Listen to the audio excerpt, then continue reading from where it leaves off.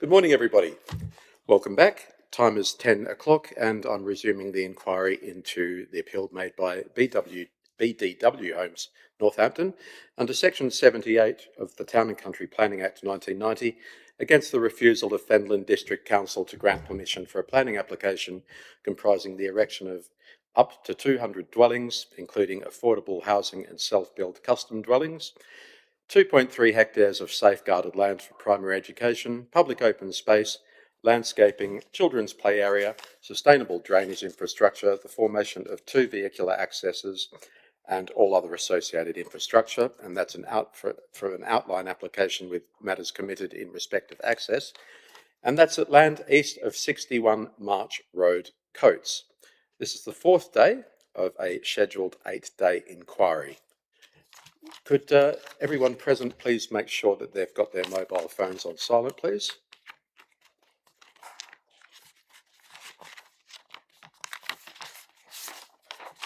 Okay.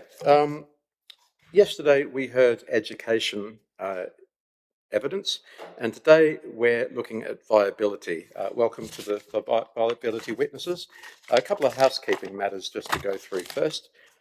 First of all, tomorrow's session will be an online-only session. We won't be meeting here, and that's to go through the conditions and Section 106 obligations.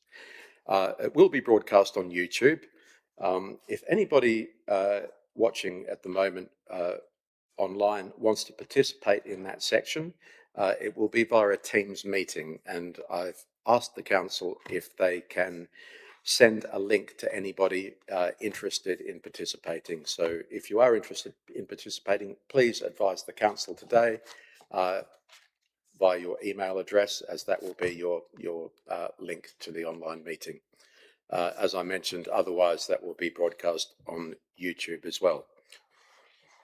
Can I ask the parties if they have any objection to starting an hour later tomorrow, so 11 a.m.?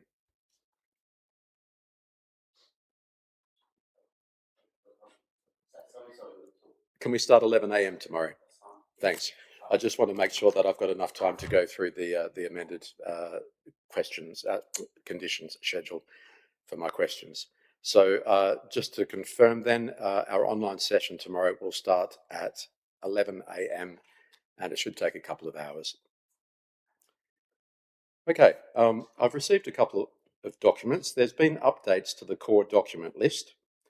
They include the viability statement of common ground, which we're using, the 5-year housing land supply statement of common ground, which we'll deal with next week, together with the proofs of evidence from the council and the appellant. There's an updated viability statement of common ground, which I don't think is in the core documents. I think the one that I have might be the older version, if somebody can confirm. One in the core docs will be the original submitted version. Okay. That said there was no evidence being led. This is a one-page sheet that came out last night. Good, thank you very much. Did you say the inputs? Yes, okay. I've got 2 documents. I've got the inputs, and I have the council's CPV updated figures as well. Good, thank you. Can we have those as inquiry documents, please?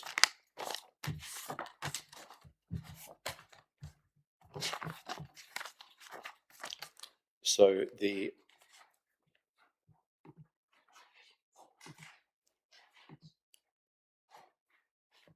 viability, the document titled Viability Statement of Common Ground Inputs is ID 08.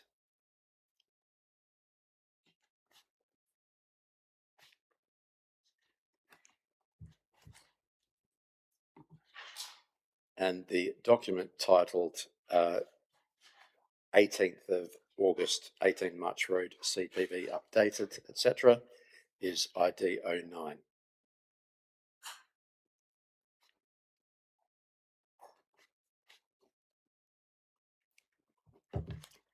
There's an update. There's also a new master core documents list, all available via the council and appellant's Dropbox link.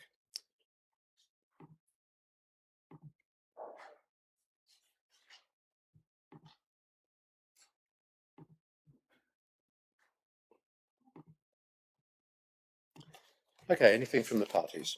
So thank you very much. Unusually there's a few actually this morning. So just to keep up to track, um, we have ID08, which is the input document, Statement of Common Ground. We have that. We've been sent, but we haven't yet got hard copies of the update figures from Mr. Newham, which is ID 09. Yes. So we'll take a moment, if we may, just to get those sorted. Then, as promised yesterday, there is a position statement from Mr. Evans, which has it now been sent through? Yes, It's been sent to Mr. Newham, but it again hasn't been printed for anyone. I have a hard copy here of a draft, and it reflects the discussions that have been ongoing, particularly yesterday, and the position now reached. And you'll see when you get it, it's updated the table at the back of Mr. Evans's proof to reflect where the figures now stand.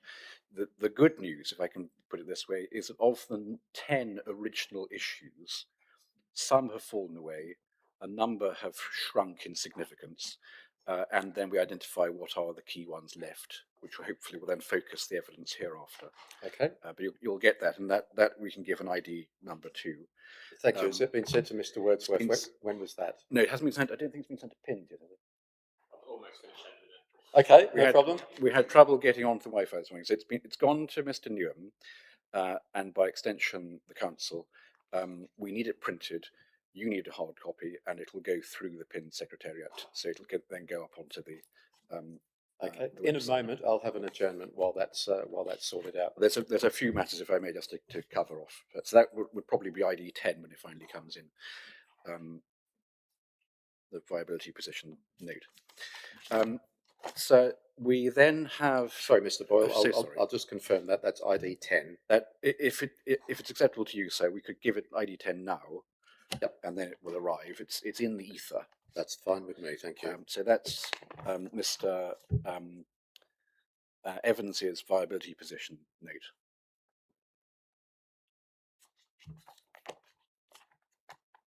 And that's dated the 19th. Now, so there's a few other things just to keep you up to speed. We have now produced the schedule of planning permissions granted together with their education contributions, and we can circulate that. I've got hard copies of that, and we can circulate it electronically. So that was requested yesterday, and that would then become ID 11, if that's acceptable to you. Okay. So that's ID 11, and that is the agreed note on previous. Well, I don't think it is agreed. Not that it's not agreed, just that we haven't yet sent it through to the council to agree. But it does exactly what was requested yesterday, which is it simply has the reference number, description of development, what the 106 gave to education, and what the ask was. Yes, I don't think that would be controversial, so simply we haven't seen it yet. So before we can disagree, we'll just want to review it to make sure it's comprehensive. But I'm sure that in principle, no problem. Can we look at that in the adjournment or at morning tea then? Yes, I'm grateful. Thank you. The next matter is just for your information. My instructions are that the county is unwilling to sign a Section 106 obligation, which involves the offer of the education land. One might take a view on that, but we can't force them to. So we're going to have to take the offer of the land out of the Section 106 agreement and pop it into its own freestanding UU. Mm-hmm. So I'm afraid you're going to get a second 106 document, but I'm told it'll just discreetly do that. And as you'll be aware, all that's being covenanted is that we make the offer to the county. We can't oblige them to take it, but equally, we oblige ourselves to at least offer it to them. Right, okay. That's where it's going to work. When can I expect that document? Well, it's still being worked on. Do we have an update? Within the next hour. Oh, okay. No, I was expecting by tomorrow morning, so that's fine. No. I'm afraid you've got plenty of time then. Yeah. I mean, I don't want to comment excessively on, but we've only just reached the point where there's been no further engagement. We now have to draw a line and get a document to you. Okay. So that's just so you're aware of what's coming. And then, now, sir, you'll have had, I think you mentioned the Housing Land Supply Statement of Common Ground that came in on the 14th. And that's got a core document reference number, but I don't have it to hand immediately. Now, there's something I just have to raise with you, because in the Secretariat's inbox, there will be an email from the Council seeking to introduce a thing they call Appendix 1 to the Statement of Common Ground. And I'd ask you not to have regard to that just yet until I have the opportunity to speak to my learned friend about what he wants to do with it. If I can just give you the background to it. The Statement of Common Ground doesn't have an appendix. When it was submitted, my instructions are 2 attempts by the authority to stick an appendix to it, both of which were rebuffed by the appellant. The appendix contains a list, it's 12 pages long, it's 48 sites, a list of sites which the email says they're all post-base date. They don't suggest they go into the land supply, but they see them as being evidence for supporting a windfall allowance. Now, as you know, sir, there's a debate between the parties at the moment, given the MPPF, as to whether that's at all appropriate. My instructions are, on the basis that it's not appropriate, it would be burdensome for you to receive it, but also burdensome for Mr. Tiley to have to deal with it. As you know, he's on leave at the moment. Now, I'm told he's in the country, and he is capable, if he takes time off his annual leave, to look at these extra 48 sites. But given I think the pretty clear position is they're not relevant for the purpose of the exercise anyway, we're going to ask you for the time being not to receive that. And if we need to come back to it, we'll do so. But that's where we are, just so you're aware of that discussion behind the scenes. Okay. I've got a note here, Mr. Boyle, that there's a meeting on Friday. Is that still going ahead for Housing Land Supply? No, I don't think that's right, because Mr. Tiley's still on holiday on Friday. Okay. I think the chance to speak between the parties would be the following week, would be the Monday or Tuesday. Yes. So we're still programmed and still expecting the roundtable session to happen next Tuesday. But just so the parties are aware, and importantly, so you're aware. Okay. Where we stand on I'm a little concerned that I may not have enough time to formulate my questions in the way that I would like. Yeah. So I'll be looking for the assistance of the advocates to get the information that I need, I think, given that I won't have as much confidence in my own questions as I would have otherwise. Well, that's noted. So, and obviously, we're here to assist both my friend and I on that. So, those I think one moment, Mr. Boyle. I've got Mr. O'Brien O'Reilly wanting to jump in there. Yes, so just to respond to that point about the schedule, I understand, of course, that Mr. Antilles away, but the Council had raised the issue of an August inquiry, presenting the challenges like that, but we are where we are. What that list simply is a list of residential consents granted from the 1st of April onwards. So it's simply a factual list. As my learned friend has rightly said, there's a debate between us as to the windfall position, whether or not that can be included as part of 5-year housing land supply. That is an issue you're going to have to grapple with. But all that schedule does, is if you agree with the Council in that position, is, we say, provide further evidence since the base date that indicates what the position is within Fenland. So I'm not entirely sure that it is an onerous burden, Mr. Tiley, to look at that list, being as it is a simple factual list of consents that have been granted since earlier this year. So that's the Council's position on that schedule. So we would ask you to have regard to it, and we think the longer that you don't have regard to it, the harder it is going to be to make next Tuesday an effective session. But that's the Council's position. It's a factual list. The windfall argument is a much bigger one, and it's one that you're going to have to grapple with. But all that schedule does is simply provide evidence, we say, of what position within Fenland has been to further substantiate the Council's.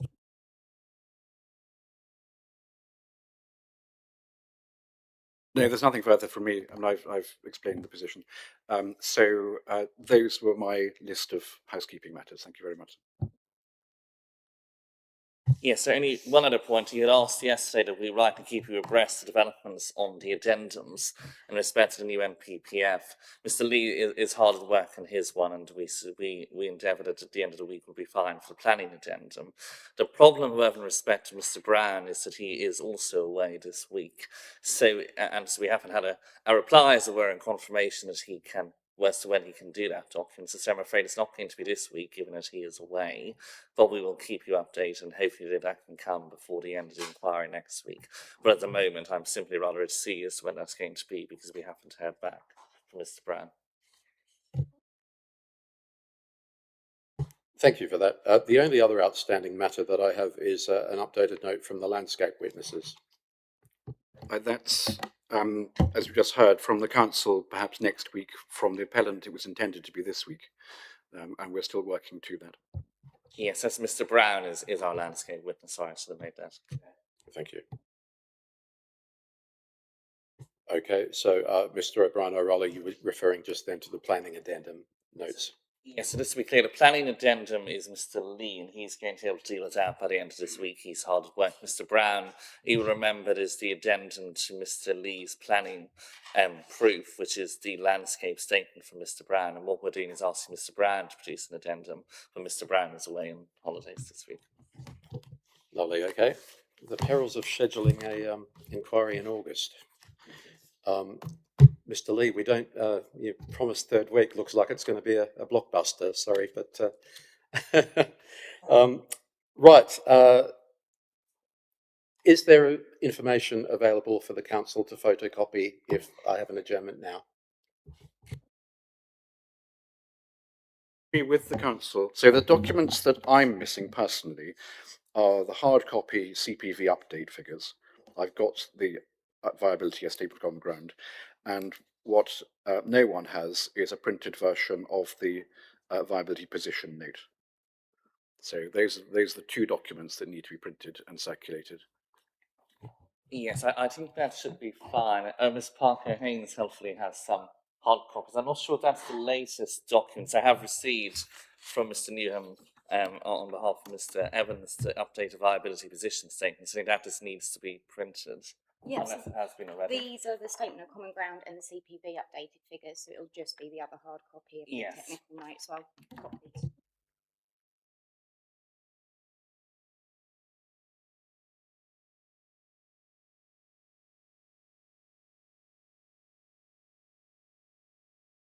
This one here is what we call IDO 8, is it? That's the statement of common ground. Well, I've got one of those, that's okay. And then this is what we call ID 09, isn't it? Thank you very much. Well, so would it be acceptable if you adjourn and go to a retiring room if someone were to bring a copy of the viability position note to you? Yes. Rather than sitting here while it gets printed. And then we discussed broadly an hour for you to catch up with where the figures have got to. I don't know if that's difficult to know because you haven't seen the documents, but we could potentially, I mean, it's now 20 past 10. If we took to 11:30, would that be acceptable? Okay. I'll wait here. Oh, well, that's fine. So in that case, documents. And then receive the document. Okay, just one other thing. Is there anyone here today that wants to make a representation that hasn't yet? Okay then. Thank you. We'll have an adjournment until 11:30 for the reasons discussed. Thank you.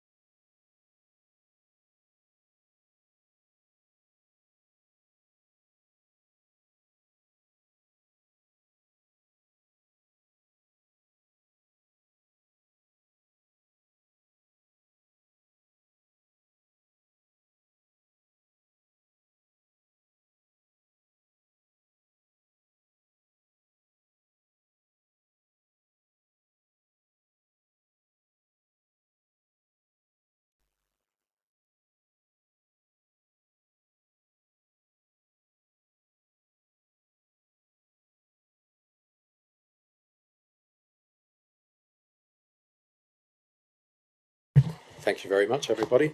We're resuming the inquiry. Mr. Boyle. So thank you. On the corner of your desk, the council kindly copied the position statement and appendices. When we got it, we noticed that some of the appendices hadn't been copied. So you've got there the additional Annex 4 appendices. And Milan French should, for convenience, have a hard copy on his desk. And I think electronically the document's complete. It's just who obviously was pressing the button hadn't gone through the entire list. Thank you. Mr. O'Brien-O'Reilly, do you have any comments on what we've received? Etc. or submissions, but no, certainly very happy for that to be received. Thank you, sir.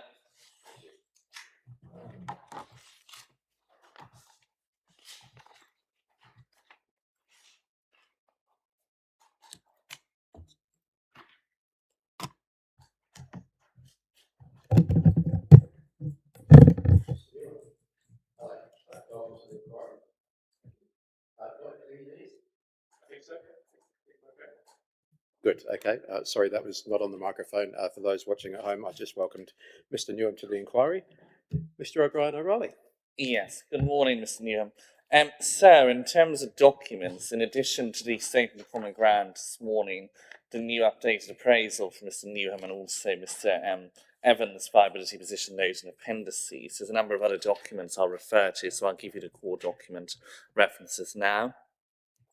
Mr. Newham's proof is core document 14.09.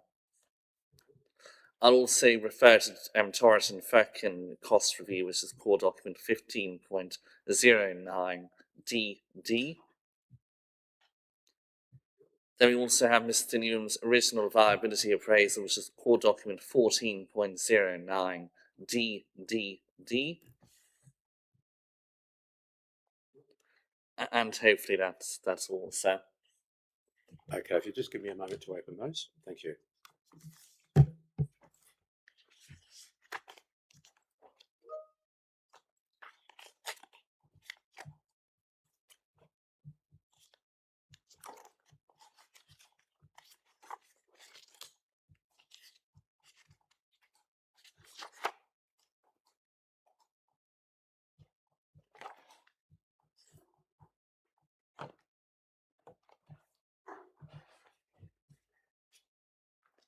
Mr. Newham, for your benefit, again, start to your technical statement, core document 14.09.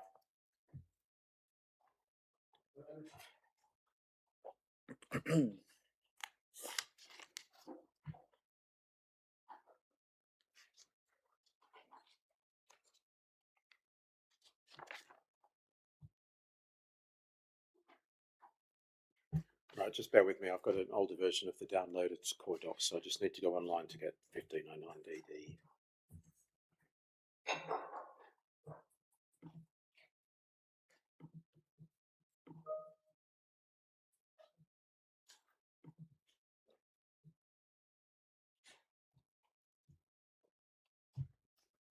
Sorry, can I just go back? The cost review 1509DD, 1409DD. I'm looking for. 1509 DD is the cost review, and then Mr. Newham's own appraisal is 14.09 DDD. But really, sir, I'll only be referring to them on passant rather than turning up any particular part of it. So probably no need to actually open it. Okay, just on the online list, there is no 1509DD. 1509 refers to an appeal decision at land to the west of Langton Road. That must be a mistake on my part, sir.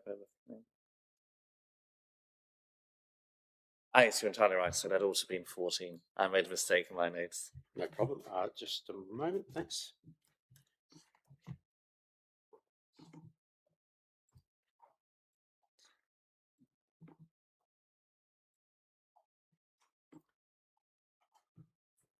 Right, ready to go. Thank you.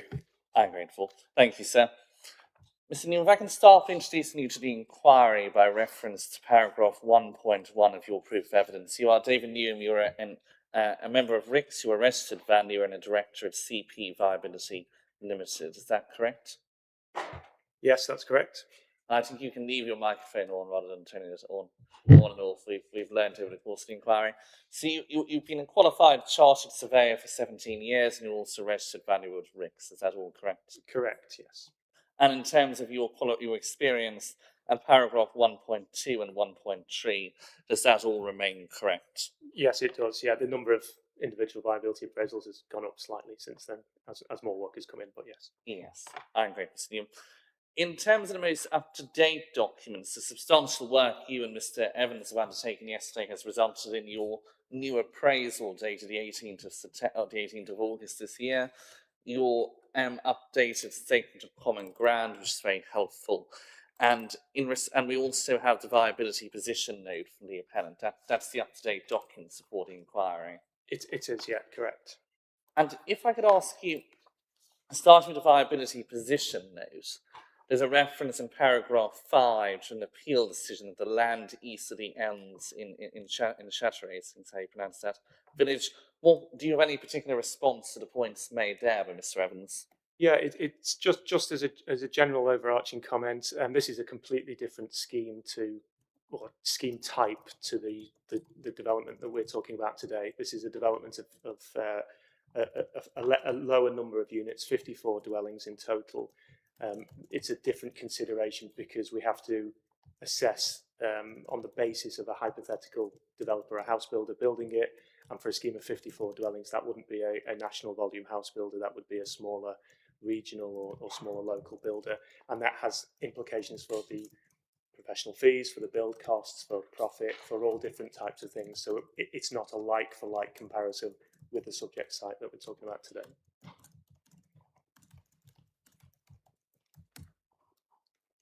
Thank you, Mr. Newman. I want to talk about chronology of your involvement in this matter. As I understand it, once having been instructed by the council, your first step was to undertake an initial review of the appellant's October 2024 viability appraisal. Is that correct? It is correct, and that was subject to additional information from an independent quantity surveyor. Yes, and what happened next in terms of the chronology? So I was approached by the council with a view to undertaking an independent viability review. Having looked at the submission from October 2024, I advised the council that we needed some advice from an independent quantity surveyor because I could see quite clearly that the infrastructure and abnormal costs were a key consideration. So that was formed part of the recommendation of how we do the assessment. And then as part of that whole process, it was necessary to request further information to help the quantity surveyor undertake their review, which could then in turn inform my assessment because those figures would need to be inputted into my viability appraisal. And as I understand it, their review is what is your Appendix 4B or core document 14.09. That's, yeah, correct, yeah. And that results, as I understand it, in the next document, which is your viability appraisal, which is core document 14.09 triple D. Is that correct? Correct, yeah.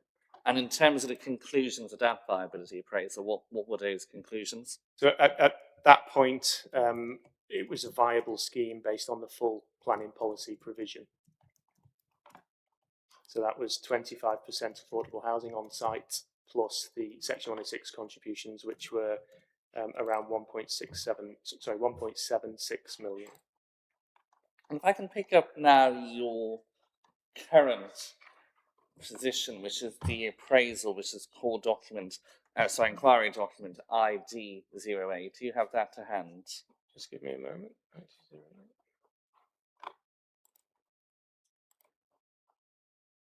Sorry, my computer is going on a go slow.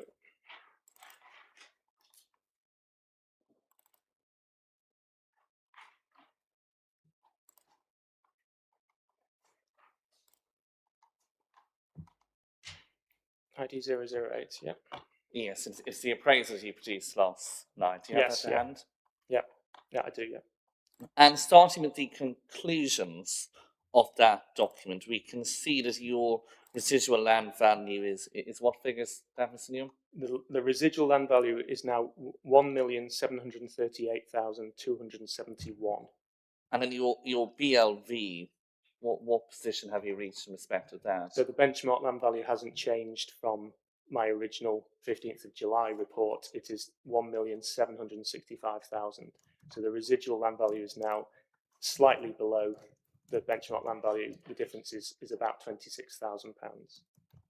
And what does that mean for your overall conclusion as to the viability of the scheme? My conclusion and my recommendation is still that this is a viable scheme with the full planning policy contributions of 25% affordable housing and the Section 106 contributions, particularly on the basis of an outline consent where there's possibility of change in the housing mix, etc. I think that's, in my professional opinion, that's close enough to be appropriate for the council on their planning balance to consider that able to deliver the full planning policies. And turning now to the differences, as it were, between you and Mr. Evans, those are helpfully set out in the Statement of Common Ground. Do you have a copy of that to hand? I do. Yes. And although this might be a rather painful exercise, because it's helpful given the relatively recency with which this document has come into being to talk through the differences between you and Mr. Evans. And if you could explain your position, starting with private GDV and the differences between you, if you could explain your position to the inspector. Yes, so this is in relation to the market value housing.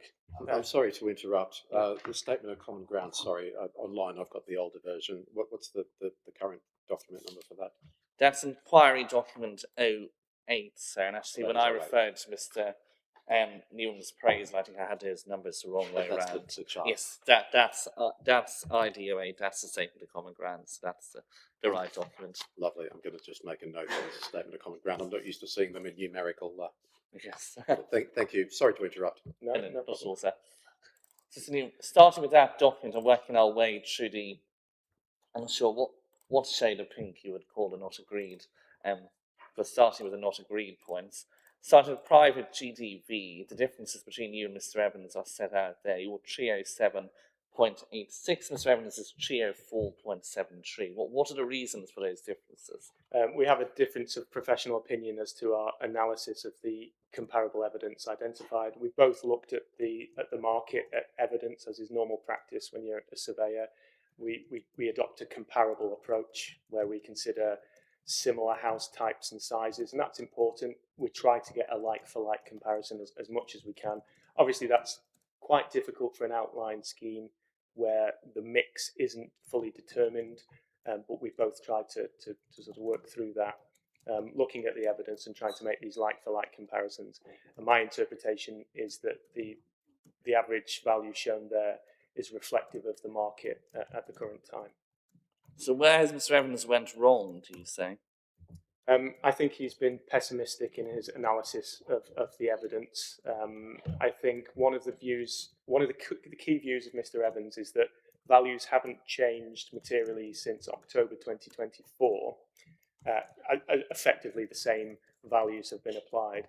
I differ in my opinion. I feel that there has been some limited growth since that time, and there is evidence, as shown from the UK House Price Index as an overarching form of evidence, which suggests that house prices have increased by just over 1% in the Fenland district, but also not just that. That's a general indication of house prices. We also have to look at individual comparable evidence that's available, which we've both done, and it's a professional opinion. It's a subjective opinion, but my view is that Mr. Evans has been overly pessimistic. And turning to the next area of dispute, the housing data set. And I think that, if I understand viability correctly, you also consider that alongside the maximum age of results. Is that correct? That's correct, yeah. Those two elements should be considered together, yeah. And again, we see differences between you on both of those points. Can you explain to the inspector the scope of that difference and whose position is to be preferred? Yes, of course. Just the first point to make is that there is no right or wrong approach to using the data set. It is, there's nothing prescribed in the guidance as to which data set you should apply. And when we're talking about a data set, we're talking about the build cost information service, which is the BCIS. Now, this is a go-to data set in the viability world for establishing plot construction costs. And again, just for context, what that means is that the substructure of a house with no abnormals, no abnormal pile foundations, for example, and the superstructure, so that's the bricks and the roof. So we're just talking about specifically plot costs here. The other point to make is, again, to give context for the BCIS, which I've talked about in my original 15th of July report. I set out where the BCIS data comes from, and it's mostly from small to medium house builders. It's, as far as I understand, and I have looked into this many times over the years, no volume house builder contributes to that data set. So that's important because the savings that a volume national house builder can make, for example, are not reflected in the BCIS data.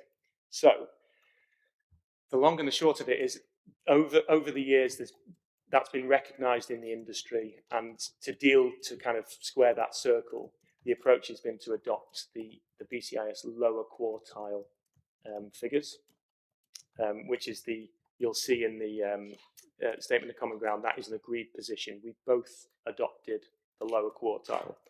However, there are other choices to make with the BCIS data. And one of those is how long the period of time of data that you sort of take out of it is. The default setting in the BCIS is 15 years. So that looks at data over a 15-year period. And that's useful because it gives you a big sample of evidence, to hopefully iron out any anomalies in there. Another option is to limit that to data from the last 5 years. So Mr. Evans has chosen the latter. He's chosen to limit the data to the last 5 years. And I consider the default position, so that's data over 15 years, to be reasonable here. And I consider it to be reasonable for two reasons. It's the approach that has been adopted and accepted elsewhere across Fenland. In fact, the examples that Mr. Evans has referred to, the latest one, the Chatteris example that was just put to me a moment ago, in that the BCIS default data was applied. So I think that's a reasonable approach to make. And then the other point is that in the HDH local plan study from 2019, yes, it's an old document, but we can still have regard to it. That was the approach they adopted as well. They used the BCIS default data. So I think I'm consistent with what's been done on other sites and also consistent with the local plan testing. Now, I'm sorry to keep going into layers of other choices that we have as surveyors, but another choice we have is whether to adopt what's called the general figure. So that takes into account all sorts of different stories of dwellings. Mr. Evans has gone for the 2-story figure, and I've gone for the generally figure. Now, perversely, and again, this is for context, the generally figure, if we were using the same time period of the data, the generally figure would be higher than the 2-story sum. But the default figure is lower than the 5-year data set. So we've both made our own judgments for our own reasons, but just to give you that context. So unfortunately, it's not straightforward with the BCIS. We can't just say everyone uses this figure, that's correct. We have to be bespoke with it. Then to the next difference between you is the question of plot externals. You say £15,000 per dwelling, and naturally that excludes self-builders. Those costs will be borne by those developers. And Mr. Evans adopts 12.5% of the biggest rate. What do you say is the difference between you there?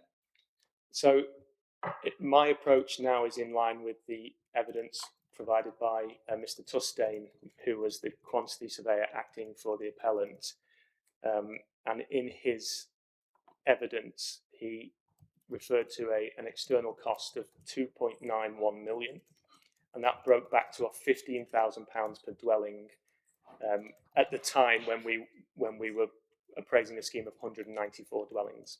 So that's where I've taken that figure from. I haven't taken it from Thornton Firkin, the QS that has advised me. I've taken it from the quantity surveyor who was advising the appellant. and the difference in capital terms is quite significant on this. So, oh, sorry, the other point just to highlight is, so the Tustain advice was the plot externals should be £15,000 per dwelling. I've taken the view that you can't apply those to the self-build plots because those plot externals will not be paid for by the master developer, if you like. They'll be paid for by the individual builder of each dwelling that comes forward. So I think the £15,000 per dwelling should be applied to 190 dwellings, and that gives a figure of 2.85 million. Mr. Evans has produced quite a useful document in his position statement, and that has a table at the back of that document which details these differences in capital terms, just again for context for yourself. I don't know if are you able to maybe jump on that just so I can just highlight it to everyone. Yes, I certainly have a copy to hand, and I imagine the inspector would as well. It's at the rear of Mr. Evans. And note, if you want to talk us through that capital difference. Yeah, so the capital difference is towards the bottom of page 3 when there's a separate table which says build cost element. And the difference there is highlighted. So my allowance is 2.85 million, which is based on Mr. Tustain's advice. And the externals adopted by Mr. Evans are just over £4 million. There was another point which I also would like to just mention as well at this point, to do with the Part L and M building regulations costs.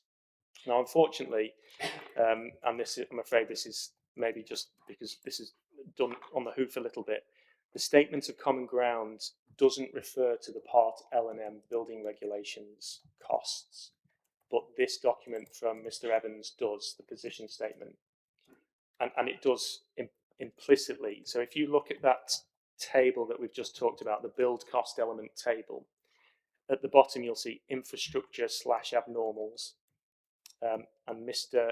Evans's figure is 8.322 million. And you'll note that actually the figures in my appraisal are higher than 9.409 million.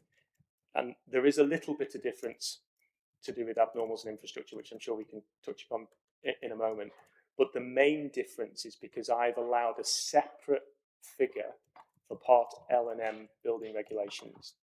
And the reason I've done that is because, as Mr. Evans noted in his submissions, if you use the default BCIS data, so this is the 15-year period data, there is a risk that you don't capture changes to the building regulations. So I've adopted the BCIS default, but then I've separately allowed for the Part L and M building regs on top of that to cover off that issue. And the figure I used was as put forward by Mr. Tustain. Again, applied to 190 dwellings. So I thought that was an appropriate and reasonable approach. Thank you, Mr. Neal. Returning then, as you say, to that other small difference in the statement of common ground, that's the figure on infra / abnormals of approximately £100,000 and the difference. Is that what you were referring to? Yes, it was, yeah. And that just comes down to professional opinion from the respective quantity surveyors.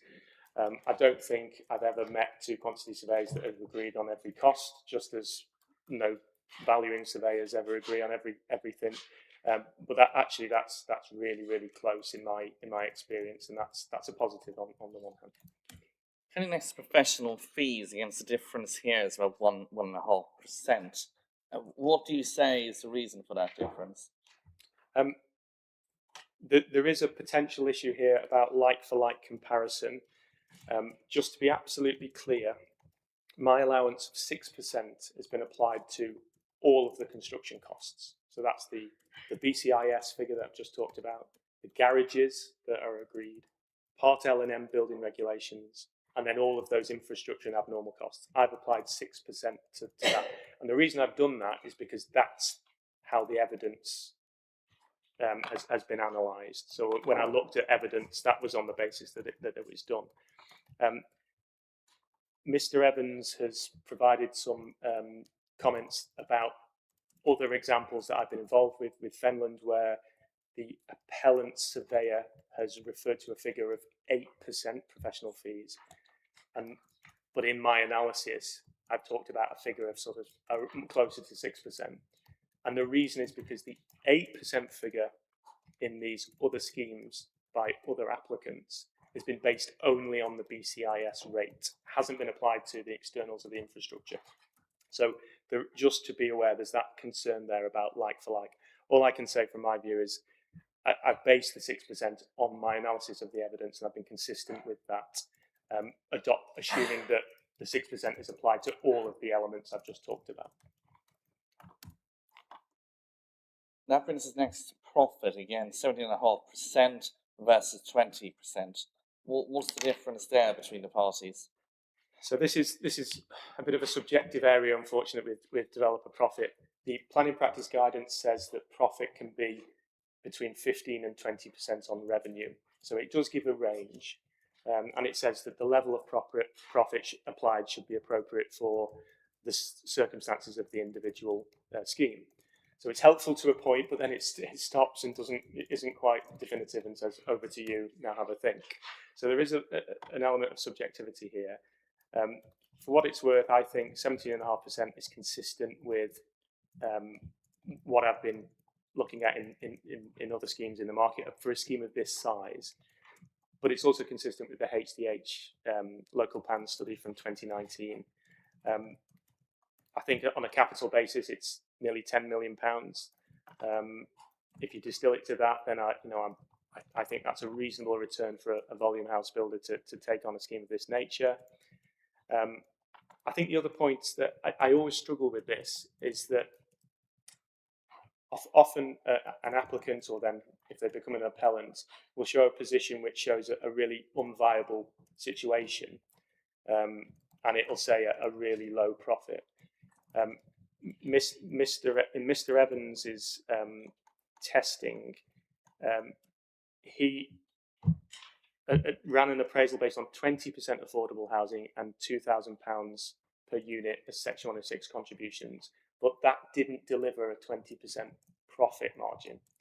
So I've always struggled with that issue of, yes, I appreciate we have target figures, but I've often heard the argument of we cannot deliver a scheme for less than 20% profit, but actually in reality we are going to accept a lower profit. So there is that slight oxymoron there. I just wanted to raise that as a general point. Turning to the question of the differences on the development programme, before I ask you to explain the nuances and differences between you, can I ask you to explain what is the implications for a viability appraisal of such differences? What impact, for example, does the disposal rate have?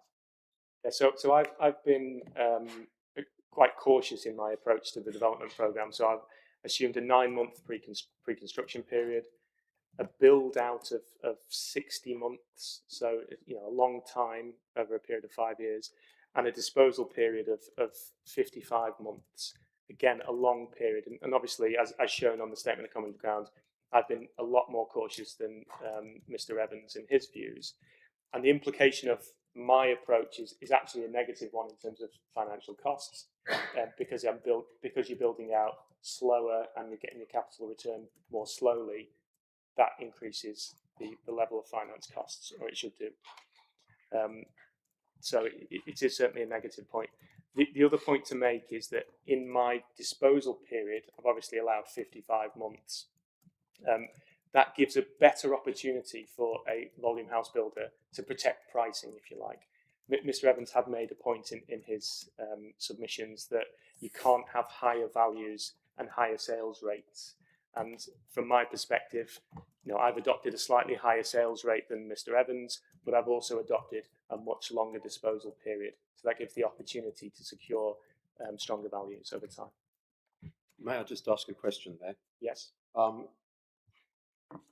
Are the differences in the development programme expressed as costs in Mr. Evans's table in the position statement at all? It will be down as just a finance figure. Let me switch over to that. In your view?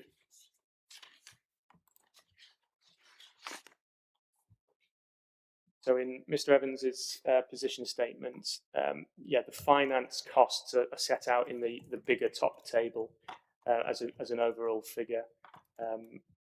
Mr. Evans's finance costs are higher than mine, and mine are lower, but that could be due to other factors such as him having a significantly higher benchmark land value, which we're going to talk about shortly, and other differences in terms of build costs. Obviously, there's a big difference in build costs in the capital sum, and that has an impact on those finance costs. So that will be pushing up Mr. Evans's finance costs in the appraisal.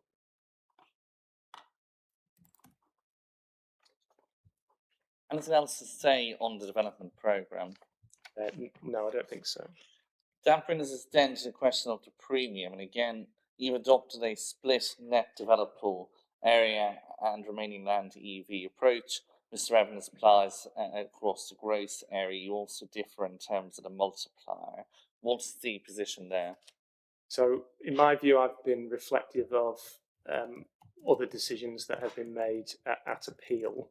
Unfortunately, the planning practice guidance is completely silent on what the level of premium should be above the existing use value when you're calculating benchmark land value. There is no guidance whatsoever. It just says there should be a premium that is at a suitable level for a landowner. So that creates, obviously, debate.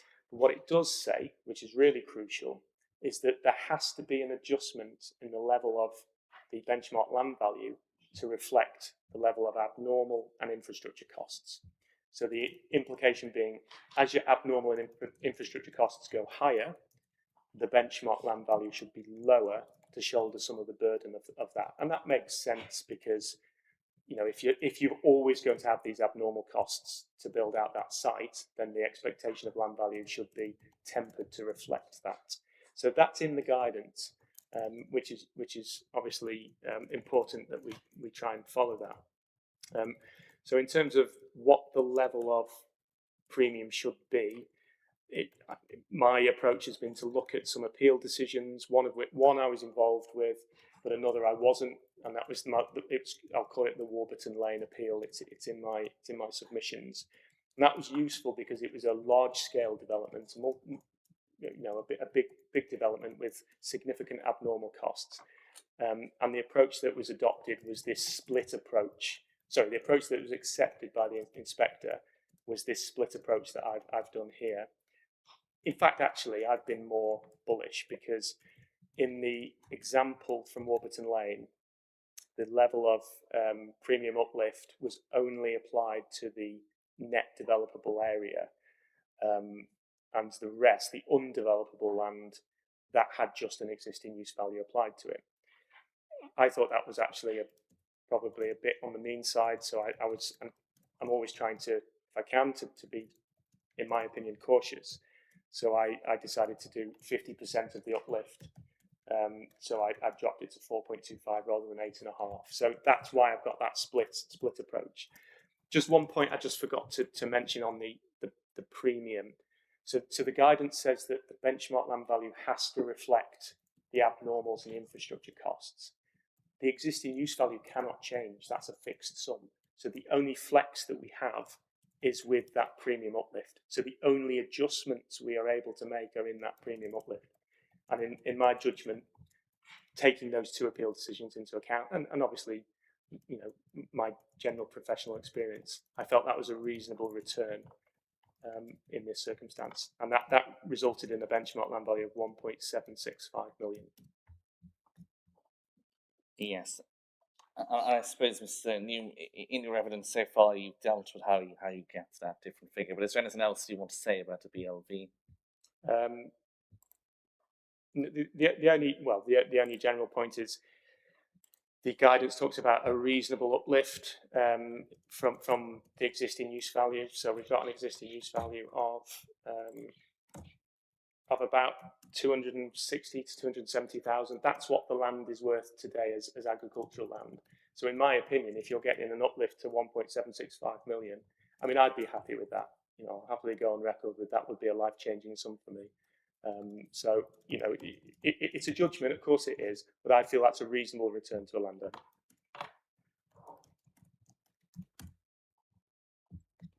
that deals with statement of common ground, Mr. Newham.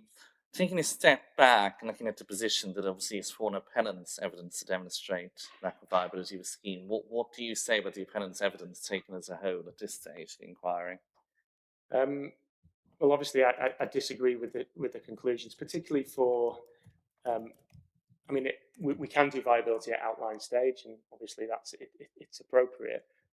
But there has to be a recognition that things can change. The scheme mix can change in the future, and that will have a bearing on viability and the outcome. So, there is an argument to say it's premature to look at viability at outline. I accept that the outline stage viability testing is commonplace in the market. I think that's fine, but there has to be a recognition of sensitivity around things can change that will impact on the viability in the future. And what is the way to recognise that at this stage? Well, it's very, very difficult because we don't know all the permutations of the future in terms of what could happen. You can run sensitivity testing and you can run different scenarios to test different things. But my concern with that as a surveyor is you end up with a matrix of all sorts of different answers, and who knows which one's right. So I have to give a recommendation to the council and then obviously to the inspector as to what my position is. So you have to make a judgment ultimately. But it's more difficult at outline stage than if we had a fixed scheme, design scheme. I think in this instance, as my understanding as well is that the housing mix hasn't been fully confirmed. So there is the potential for that to change in the future, and that will have implications for viability, and that would require further viability testing. Is there anything else, Mr. Newham, that you want to say to the inspector at this stage of your evidence? No, thank you. Thank you, Mr. Newham. That concludes your evidence in chief, but if you stay where you are, my little friend, we'll have some questions for you.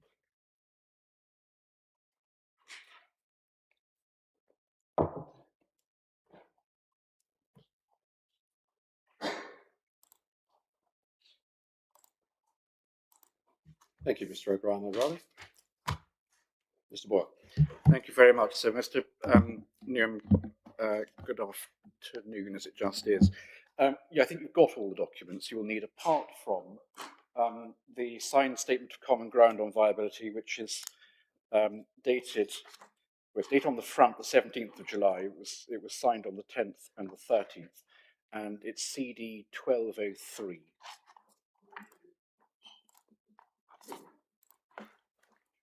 Have that to hand. We'll come to that in a moment. Before we get anywhere at all, I just want to do a little bit of maths with you, because Mr. Evans's position statement, which is ID 10, has the table which was seeking to replicate the table at the end of his proof of evidence, his rebuttal proof, which is the table that sits after 610 of that document. And so it's to this table that I'll be looking rather than the table at 610, because the numbers obviously have moved on since your discussion. Okay? But we now have a further little update, don't we? Because you then, this morning, put in your updated appraisal ID 09. Yeah? Yes, correct. And if I go to the second full page of that, so it's the one that ends up with total costs and profit. Yes. Got that for me? Yeah. That profit figure is a different figure from the one that Mr. Evans has put in under your column. So can we just see what happens as a result of that? So we're working from the same figures. And if you're happy, what we'll do is we'll update this table to ID 10A, no doubt, to do the correct figures. So the way we do it, as I understand it, is we look to, there are 3 entries for profit. You see that? Market affordable self-build. Yes, correct. And if one were to top those up, that's a slightly lower figure than the 9985979 that you set out in your updated appraisal. Now, you don't split them out in the same way. No, unfortunately, yeah. So this will be due to rounding of the. I totally understand. Yeah. I just want to get the numbers agreed between us so that the inspector's working on a sound basis. Yeah. So what I was going to propose was that we give a global figure of 9985979 for those 3 entries in your column. Yeah. Yeah. And what that does is your RLV goes from 1735291 to 1738272, I'm told. Yeah, I've got it to 271. 271. But There you go. I'll give There's you the pound. rounding for you. And what that does, given the BLV doesn't change, the surplus deficit goes from minus 28,993 to minus 26. Now, is it 013? If you want to have a I've got it as 26,729, but that's because I've got the 7-1, haven't I? So it'll be 7-8 26. just give me the figure that you'd like to put in, because it may have to, Yeah, 26,728. Let's call it. 728. And that's the negative figure. Yeah, correct. Thank you. That's helpful. Right, I say I'll come back to those figures. I just wanted to get them agreed between us, and then we can adjust the table accordingly. All right, can we start with a bit of chronology, as we did with Fenland and Friend? If I go to the beginning of your proof, you set out the timeline of your involvement. So your proof within section 1, and in my hard copy version, it's page 3. Yes. Yeah. 1.7, your first involvement scheme was on the 17th of June 26. Now, on the 17th, you were approached by the council. You also submitted a fee quote, and you've given us some text that goes with that. And also, that fee was agreed, and the council confirmed the instructions. That's your 1.7 to 1.10. Yes, correct. Yeah. And the following day, 18th of June, you instructed the quantity surveyors. Yes, correct. Yeah. And then you got the answer back from them on the 14th of July. Yeah. I got their completed cost review, yes, on Yes. the 14th of July. Yeah. And on that basis, because obviously that's one of the inputs, but Yes. it's not all of them. Yeah. And importantly, as we come to discuss in a moment, it's not the limit of the factors that are between you and Mr. Evans. Quite the opposite. You've actually taken on some of the QS for the appellant's figures, but you obviously had to wait for it to be completed. Correct, yeah. To have that information to hand. And then on the following day, you completed your review. That's the 15th of July. Yes. And I assume you sent it to the council then, did you? I did, yes. Yeah. And that would be Mr. Evans, was it? Mr. So Lee, I'm sorry, Mr. Lee. it was, let me check my emails. It was sent on, the 15th of July, and it was to Miss Parker Haynes. Miss It was to Miss Parker Haynes. Parker Haynes. And she's an officer within the council. She is. Thank you very much. And it went to the appellant, according to Mr. Evans's timeline, on the 20th of July. But you perhaps weren't responsible. Yeah, no, I'm not aware. That's Because being obviously sent I send it on to my clients, as it were. That's helpful. Now, if I go, having got the dates out, the conclusion that you reached, I take it, in the document that you sent to the council and then was sent on to the appellant, is what we find summarised, your page 32, so tail end of your proof, paragraph 448. So sorry, this is my proof rather than Still my proof. Still proof, yeah. There's a handy summary at 448. Yes, yeah. Got that? 448. Yes. Yeah. Having done the exercise, your conclusion was that the scheme could carry 25% affordable housing and a 106 contribution of 1.705 million, and that would give a residual land value of 3,285,000, which was above your benchmark land value of 1,765, and that gave a surplus of broadly 1.5 million. Correct. And correct. that was the contents of the document, the burden of the document that you sent through to the council. Yes, correct. Yeah. On the 15th of July. Correct. Good. And that was on the basis not only of, I say, the Thornton Firkin QS review, but also your own approach in your own appraisal, which, as you've explained to the inspector, has different assumptions and inputs at various different levels. Yes, I correct. set out Yep. in that evidence. We've narrowed some, but you were further apart. Yes. Before that, yeah. Can I take you to the statement of common ground as submitted to the inquiry? That's CD 12.03. PD 12.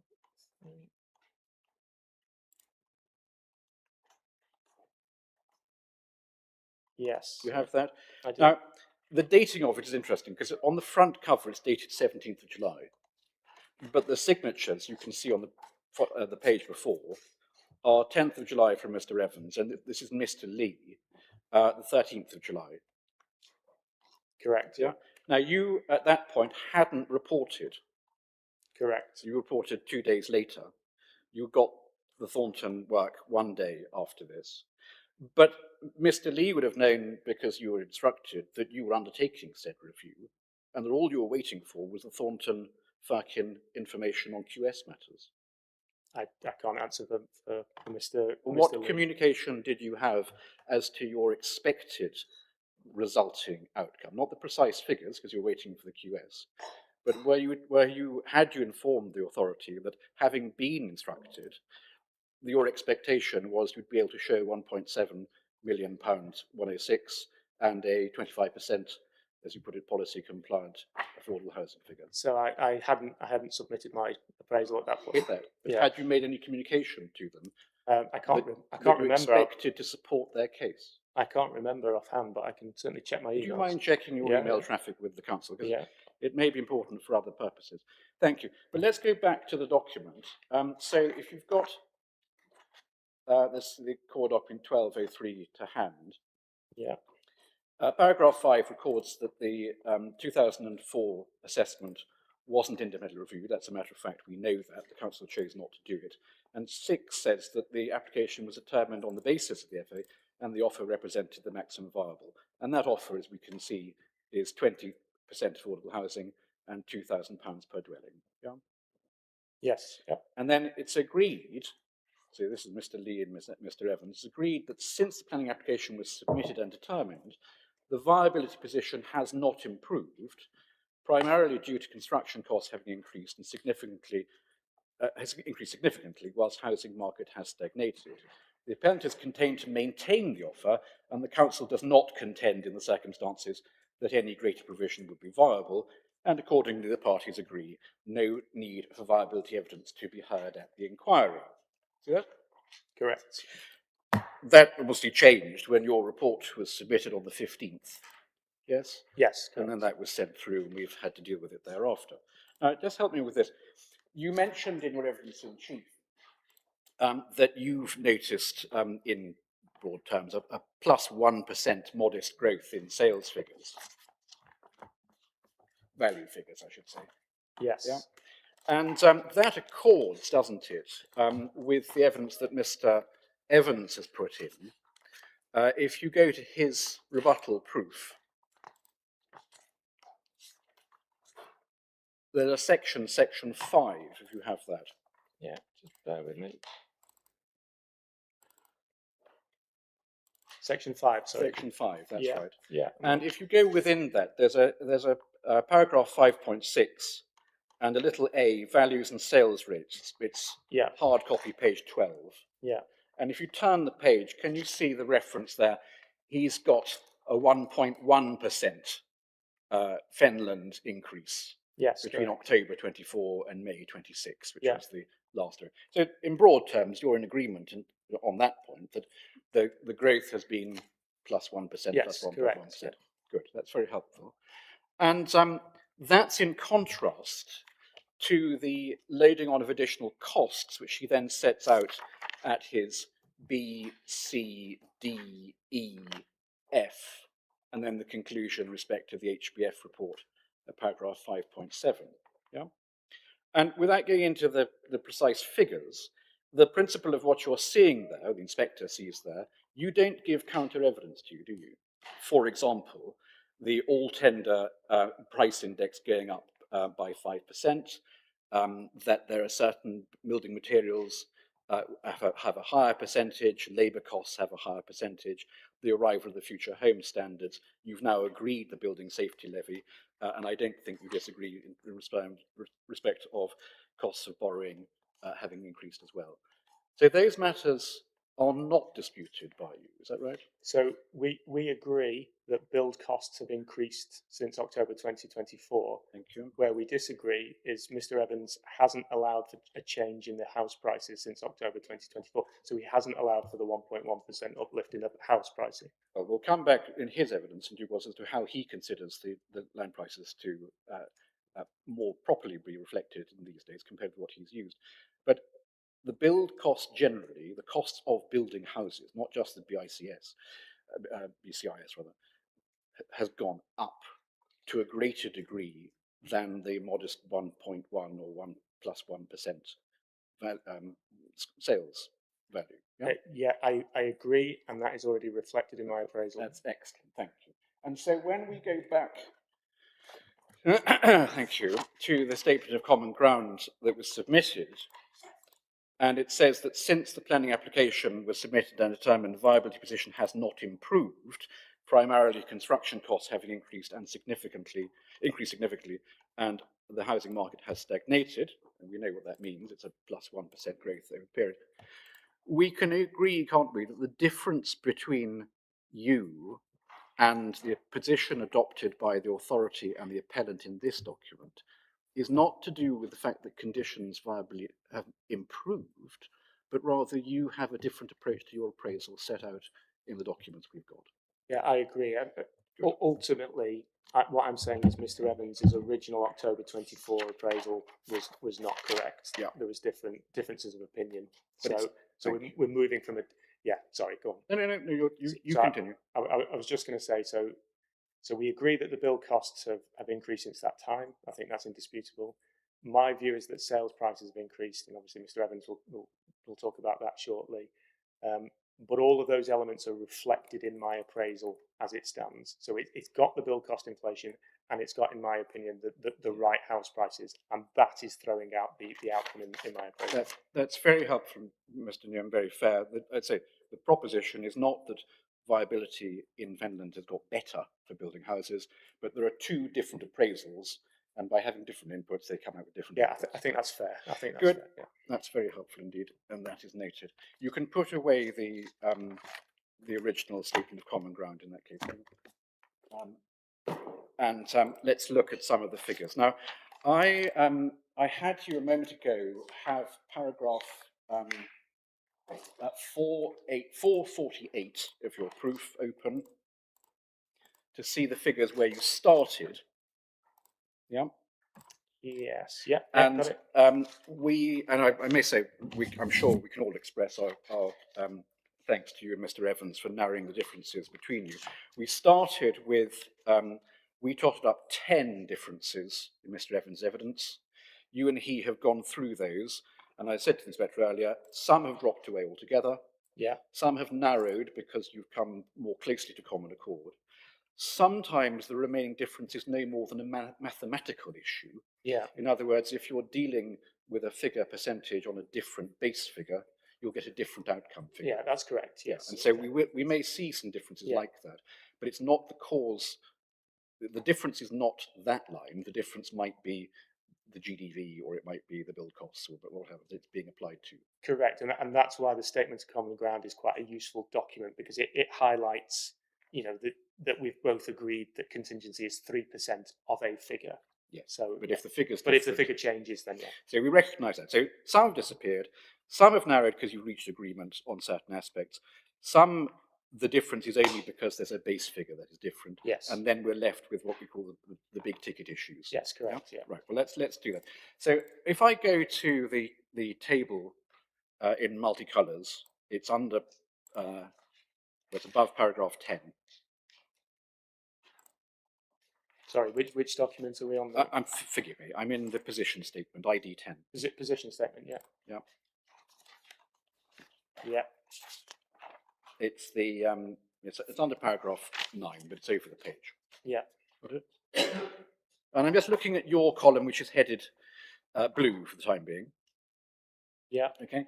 And if I compare that back to your starting point, 448, we know this is a 25% affordable housing assumption. That's an input which then causes the other figures to pop out. Yeah. We know that you've had 1.705 million 106 put in. We can see that figure. Yeah. Yes. And again, that's an input, it's not an output. It's an input, part yeah. of the exercise to get to that. And then we have a benchmark land value, which is unchanged in practical terms. You've got 1764248. And the quoted figure for your proof was 1765. Yes. Yeah. But there is a significant change, isn't there, between the residual land value recorded originally, which was 3.285 million, and that's now come down to, if I use your up-to-date figure, 1738271. Yes, correct. Yeah. Good. Thank you very much. And what that means is, whereas you reported to the council and in your proof that there was a surplus, as you put it, of 1.5 million, that now reads as a deficit of 26,728. Yes, correct. Yeah. So if I can put it this way, there's no slack in any of that any longer. You put it, not unreasonably, it's there or thereabouts. We have to have a margin of error. Yeah. It's an outline scheme. This is the best we can do in the circumstances. And there's a £26,000 Yes, drop-off correct, yeah. In the figures shown. Rather different, though, from the comfortable slack of 1.5 million. Well, welcome to the world of viability, where things change at the tweak of a button. Well, it really does, unfortunately. Isn't that right? So there we go. Now, just within there, let's contemplate this. We can see the figures as they now sit in front of the inspector from you, and that has been the result of a number of things, including the discussions that you and Mr. Evans have had, Yeah. and the agreements you've reached on the various aspects. Yes. Yeah? Good. Have you been listening in to the inquiry at all? Have you been on the monitor? Fortunately not. So you wouldn't have heard the education evidence yesterday? Thankfully not. Well, the inspector enjoyed it very much. He even thanked us for it. No, there's a serious point here. There's a clarification. This is a matter of record. Yeah. It was on the recording yesterday. There's a clarification made by Miss Pinion yesterday that she wanted a primary school provision, but if she wasn't going to get primary school provision, then she wanted an early years provision. Right, okay. You may not be aware of any of that. No. Well, the inspector is. And the figures for her early years provision is given in her proof. It's 60 children times a multiplier. Yeah. And it comes to £1.5 million. Right. Now, it's fair to say, isn't it, that if that was being sought, that's in addition to the 1.705. So I've got an education allowance of 1.489 million in my Yes. appraisal. So, I mean, I would defer to others. Well, I'm not asking you whether this is right or wrong in terms of what she's asking for. I just want your help on the figures. You were given the 1705, Yes, as that's correct. what the district council understood at that point. Yes, The that was- totting up of the various Yeah. social infrastructure things came to, including an education provision. Yes, correct. Yeah? Correct. Yeah. I mean, for just to not lose the point for later, there's a bit of ambulance in there as well, but just on the education. And that was made up of a number of things, including 1.1 secondary, but it came up to 1.4. The county council's ask now is, if I don't get a primary school, I want 1.5 million's worth of early years. And my point simply to you is, if you were to put in because you referred to this as a policy compliant Yes. Yeah. appraisal, Yeah.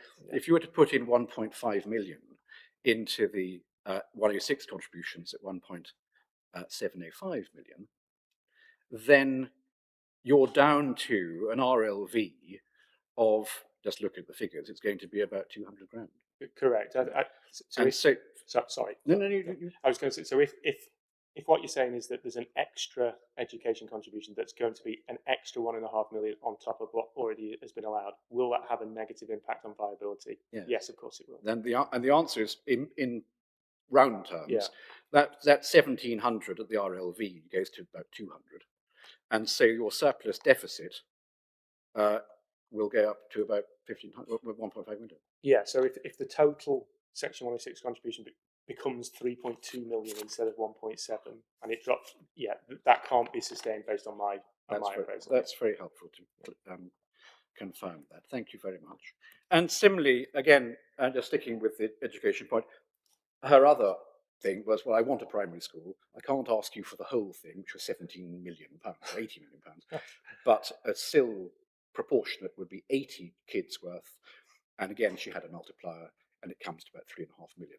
If instead of early years, I put in 3.5 million on top of your 1.7, the same happens but worse. Yeah, of course. I mean, at the moment, so I think the point you're getting at is a reasonable one, that if that is now the policy position of the council or the county council as well, that the overall Section 106 ask is significantly higher, then my appraisal isn't fully policy compliant in that sense. Thank you very My much. appraisal is showing 25% affordable plus 1.7 million in Section 106. That's helpful, because as you say, the 1.705 was a figure given to you, Yes, you put it in the neighbourhood.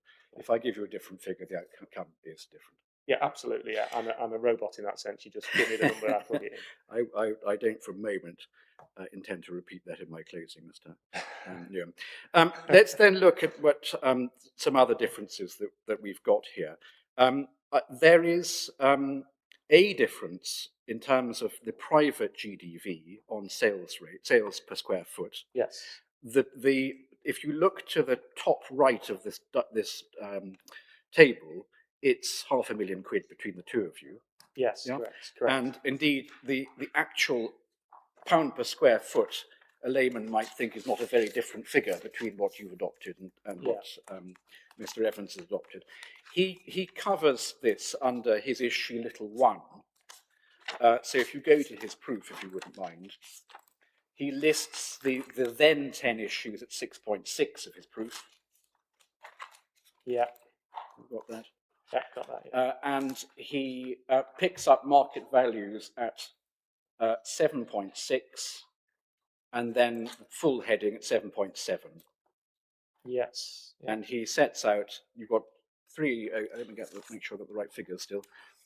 You've moved slightly. You're 307.86, and he's 304.73. Yeah. Pound per square foot. I say some people might think we're dancing on pinheads here, but the way in which he's approached matters is then, as you rightly say, to look at a comparable evidence. He's found a number of Whittlesea and other nearby sales, which he sets out at from 7.7 through to 7.15. You see that? Yes. Yeah. And he notes that in each of those, it's actually less than 300, but he's content to stick with the 300. Yeah? Yeah. He's being cautious in the other way for your purposes. Yeah?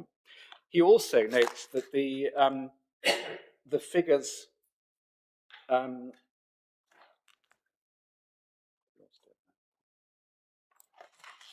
they assume a sales rate of 1 per week, don't they? Correct. Yes. Which, again, he thinks might be optimistic in the light of the evidence he gives elsewhere. Yeah? Correct. And I've been more cautious in my sales rate. So the inspector can see where the difference lies between you. The total is £500,000 in the pot. But the consequence is whether you look at the sales rates achieved at less than 3, but stick to 3, or whether you choose to go above that to get up to your 3.07. There's a third point, though, which is this use of incentives. Now, you'll be familiar with this in the way that I'm sure a lot of people aren't. When you see the quoted figure that a house builder puts out and is accepted and ends up in the land registry, there's also other stuff going on, isn't there? Particularly in poor markets where the incoming house owner is offered, and there's a little list we've got here at 710 of the kind of things which might be included: white goods, garden work, stamp duty, deposit contributions, vouchers, etc. Mr. Evans's evidence is that his experience is that is, at given current market, around 5%. Now, neither you nor he have taken that into account, have you, in terms of lowering the headline figure? From memory, and I'll have to double check, I think I do talk about incentives in my original But did you report. lower your headline figure from what you saw achieved? Yeah, I took into account incentives, yes. But if you can find me the reference, then I'll let you come back on that. Yeah. Thank you very much. So that's the difference between that. But I say the total difference is only £500,000. If we look to the big ticket issues, as I called it, if I run my eye down the difference column, there's 4.3 million in the total build costs. You got that? Yes. Now that is an amalgam group of some of the issues which were listed R1 to 10. Yeah. But it's fair to say, isn't it, that if we go down to the table under paragraph 10, the majority of that 4.3 million is made up of the debate you have about standard build costs and the use of BCI. Correct. Yeah. Yeah, and just to add to that, sorry, it's also whether you have a separate allowance for the Part L and M building regulations allowance and not. So that's also a factor in the difference between us, and that's just over £1 million worth. Yeah, okay. And then I've got garages, externals, and abnormals. You've come closer on those, and it's about 100 grand difference within that. Yes. Yeah. Okay, thank you. So there's the first of our big tickets. The next one, if I go down the list, is where you are on profit.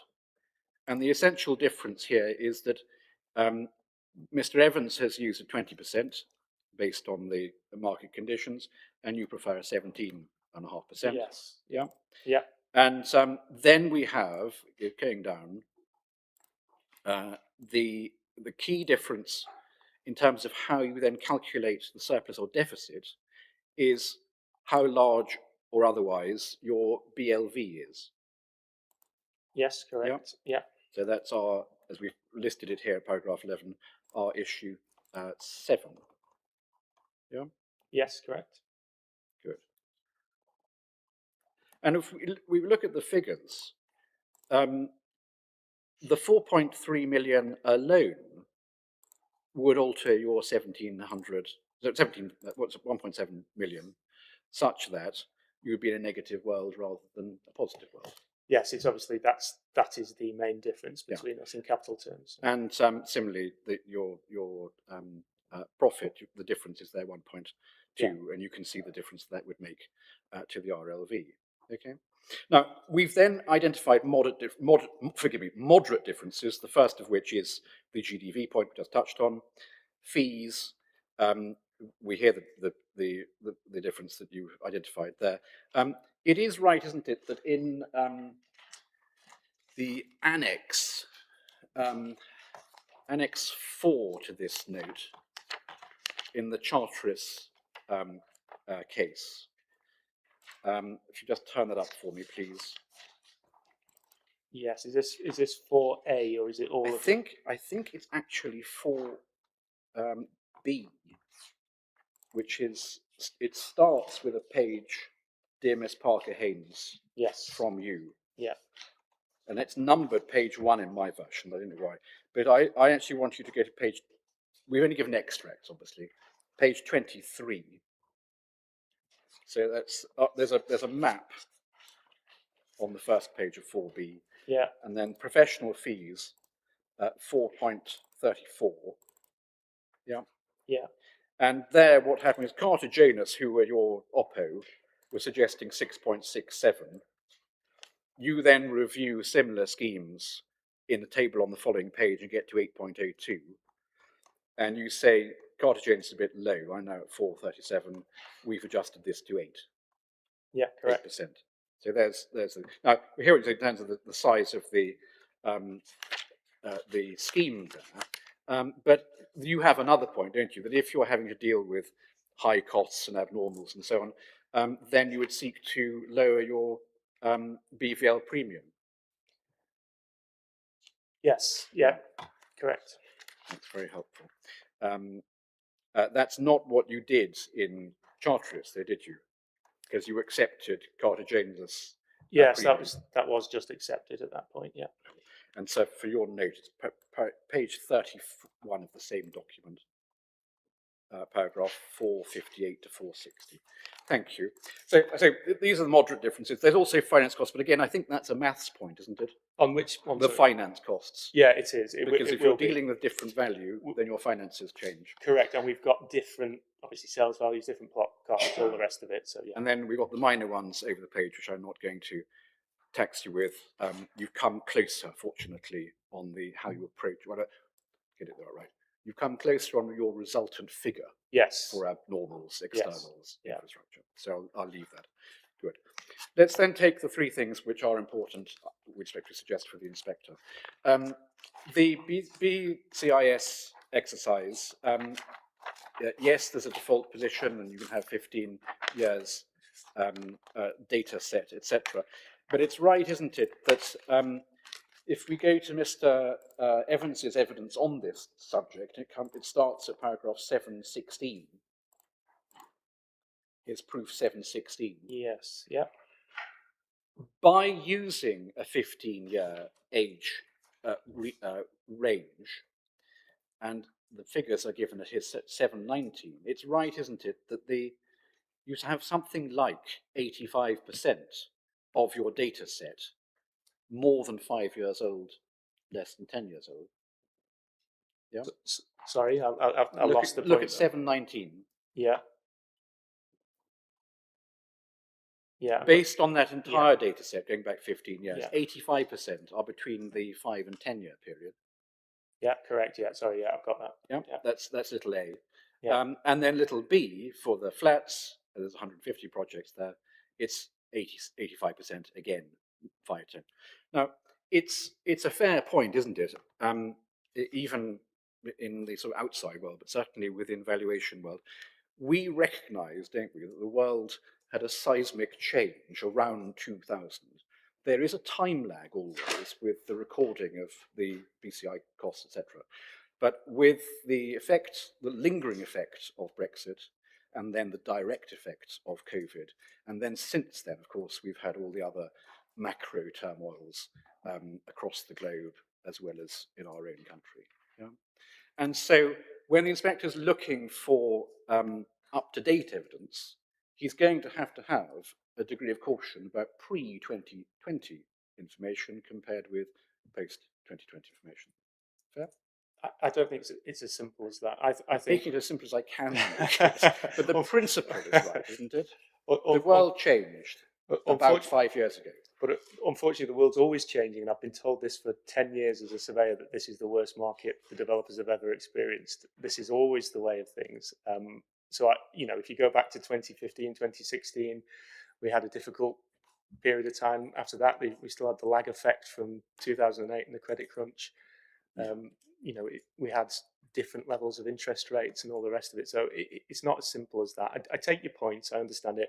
I don't agree for the reasons I set out in my Right. submission. Well, we'll leave that matter for the inspector, but I'm going to put it to you, that was a particularly perfect storm of unfortunate circumstances if you're in the business of building houses.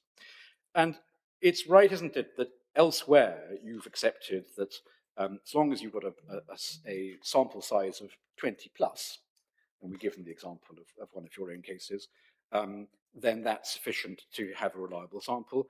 And if you look at paragraph 721 of Mr. Evans's evidence, you will see that for the two-storey housing, his basket is 189, and for the 1 to 2 story flats, it's 23. That's within the 5-year period. Yes? Yeah, it is. Yeah. So Thank you very much. Just to flesh out the 20 thing, that's not my opinion. That's what the BCIS it does say. That it says yes. The wording is along the lines of treat sample sizes of less than 20 with caution. Yes, forgive if I put the point wrongly, but the point is you accepted it in the Forest Heights scheme. You didn't seek to demur from the advice of BCS. Yes. Yeah, that's helpful. Good. Then, in terms of the profits, say it's little 7, which is the topic as it was originally numbered. That starts. Did I say 7? 6. Sorry, little 6. That starts on page 27 of his proof. It's paragraph 747 and following. Yeah? Yeah. And yes, you've recognised that the PPG gives a range which goes up to 20%. And the trouble is, again, it's all to do with what you consider the market to be doing and how risky it is, because anyone who's investing money has to, first of all, seek a return on it, but secondly, has to put into the target return what they consider the market risks to be. Yes? Yes, correct. And any economist will tell you that the greater the risk, the larger the target return is going to be expected to be, and vice versa. Yes. There's no doubt about it that we are in a period of housing risk build compared with purchase. We've got the evidence already of the tightening of the ability of purchasers to buy.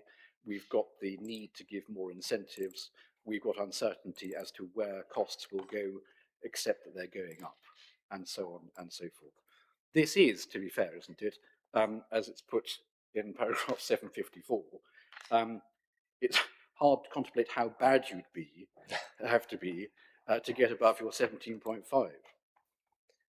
I mean, unfortunately, as I said to you, I've been told this for the last 10 years that this is the worst market, and I have to judge each site on its merits and make a judgment as I see it. And also looking at factors such as what's been used elsewhere and the HCH local plan study, etc. And my judgment is that 17.5% is reasonable. And I think the point I was trying to make earlier is that the offer that I understood to be on the table was 20% affordable with £2,000 per dwelling section 106 contributions. Yes. Using Mr. Evans's appraisal assumptions and applying those contributions, this would make nowhere near 20%. It would make sub 10%. So to me, that demonstrates that you can bring forward schemes on that basis, or something in the appraisal is wrong, and that might be build costs. As a volume house builder might be able to build for cheaper than the BCIS lower quartile. So well, that's why we're talking about target profits rather than expected outturn profits, because, as you rightly say, the developer here has chosen to maintain its offer to the council of 2,000 plus 20%, which is what they used to accept as a default position, on the basis of a viability appraisal, which actually shows that's going to give them a significantly lower percentage profit. And the table I'm sure you have in mind is Mr. Evans's proof at paragraph 9.6. You got that? just bear with me. 9.6. 6, yes, yeah. It's page 37, Yeah, got 9.6. it, yeah. And the table there, if we look at the second row, and yellow cells inputs, if it's 20% and 2,106 contribution for a 200 house scheme, then the actual return is at 10.1% against the target. So why my question has always been, and I've always struggled with this, why isn't that the figure that goes into the appraisal? Because you don't target for 10%, would you? But it can be delivered for 10%, and that's even the issue. well, that's because of all of the fluctuations and all the variables and all the rest of things in understand. this. But that's why the PPG doesn't suggest you go for 10%. It has a 15 to 20%, because the market wouldn't accept, the business plan wouldn't accept a target of 10%. So how can this scheme be delivered? And that's so the flip side of that is, why isn't the profit 15% here? Because we know, according to Mr. Evans's submission, that it's not going to get to 20%.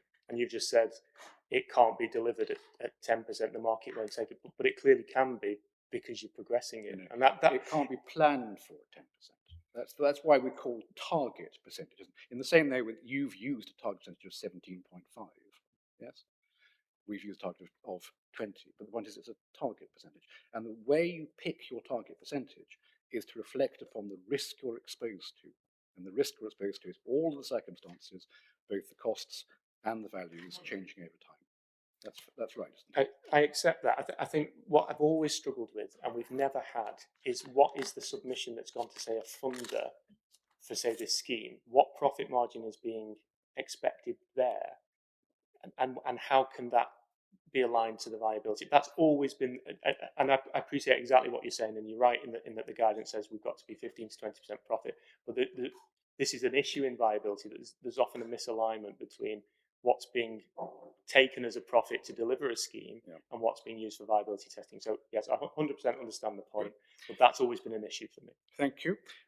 Then let's go to the last one, which is benchmark land values. Now here, we start on an even footing because the existing use value, the EUV, has been agreed, hasn't it? Yes. The issue is, firstly, what premium do you apply? And secondly, to what land? Yeah? Yes, correct. Yeah. And the premium which Mr. Evans has set out is a 10%, and it's on the full plot. Yeah. Whereas you have done 8.5 on the land which you consider to be developed, and 4.25 on the land which you consider to be undeveloped. Are you all right? Yes. Yeah. Now, just taking those points in turn, again, the percentage uplift or the times X uplift is something which has to recognise what's required for the landowner to be bothered to sell his land at all, because he's losing an asset which has a value itself, and once you've taken off various matters such as the tax you're going to have to pay for capital gains growth, etc., he's got to consider it's a worthwhile exercise. Yeah. Yeah. And we see different figures, to be fair, used in different appraisals, and we can look at those in a moment. What has to be recognised, though, Mr. Newham, I hope, is that where a scheme needs to bring on-site provision of non-buildings, now that could be public open space, it could be incidental landscaping, it could be SUDs, those matters. You don't get the housing unless you bring those along with you. Yeah. Is that fair? Yeah. And so, and I appreciate this is a single landowner with a single land parcel, but if we were dealing with multiple landowners, it might very well be that one of them has all of his land given over for the sang, and someone else has all of his land given over for SUDs, and someone else gets the housing. But you don't divvy it up on land use. You say, well, here's the total package that's required to get the permission, and there's a value to that, and that's why we spread the figures across. Yeah? Yes. That's fair. Now, you use an example of Warburton Lane. Yeah. And we've got that. If I just turn up, forgive me.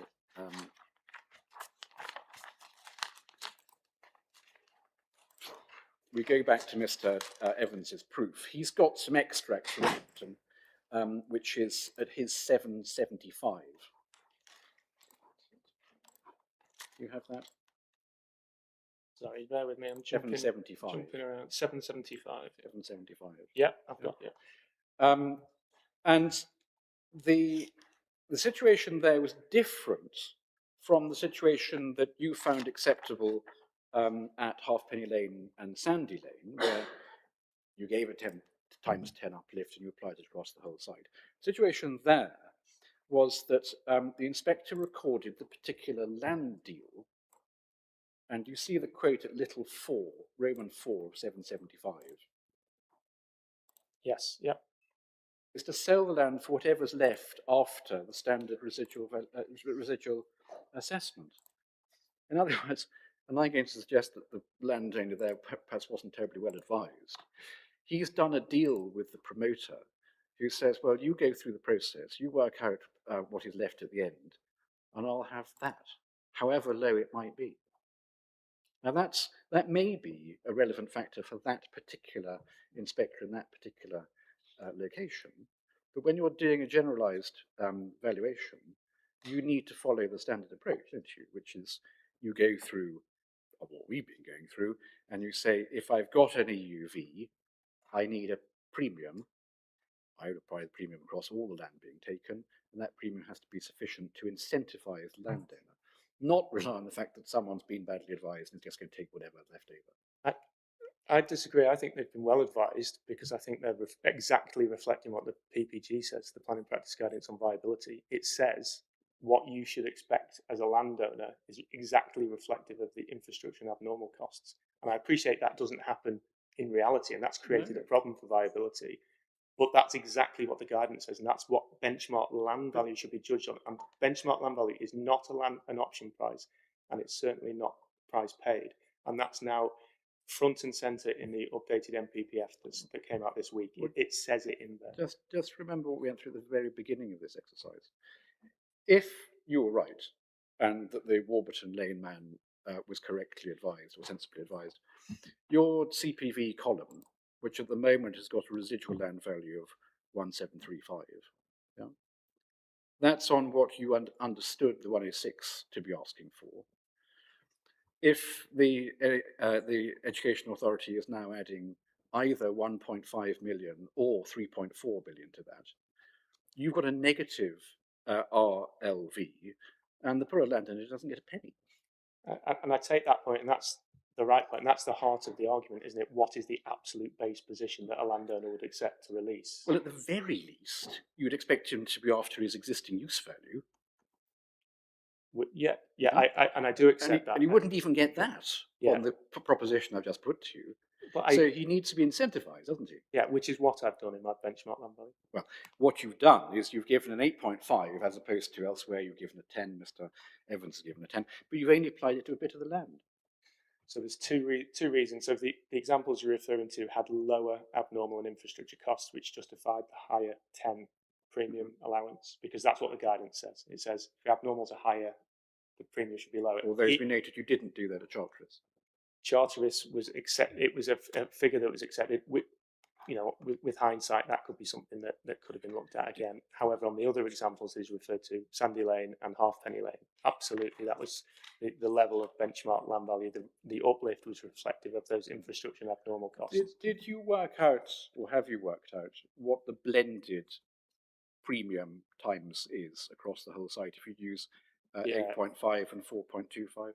Yeah, it's just under 6, I think, from memory. Can I just double check that? 5 point something. Yeah, just bear with me 2 Yes, by all seconds. means.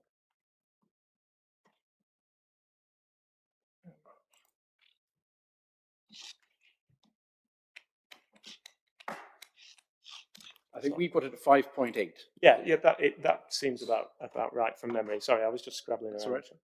Right. It's the calculations done for you at paragraph 762 of Mr. Evans. I don't 5.8, sir, and the reference is 762. I don't think I may have missed it. I don't think, Mr. Newham, you provide an example of someone using a 5.8 premium. No, but I talk about the appeal decisions that I've obviously relied on. Yeah. Thank you very much. Thank you very much, Mr. Jones. That's from me. Thank you.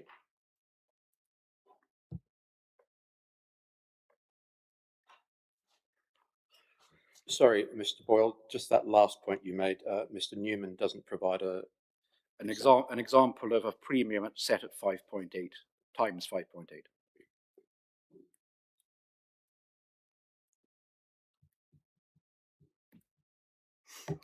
Thank you.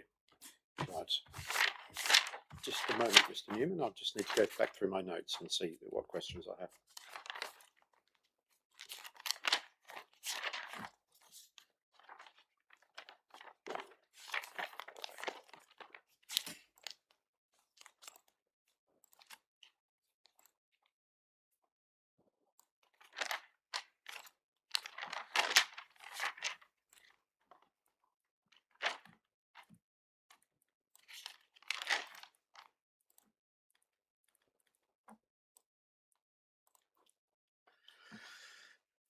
I think the only question that I have is one that picks up on Mr. Boyle's cross-examination just then, and that is the difference between the stagnating housing market comment and the difference between the 1.5 increase in overall values that you've stated.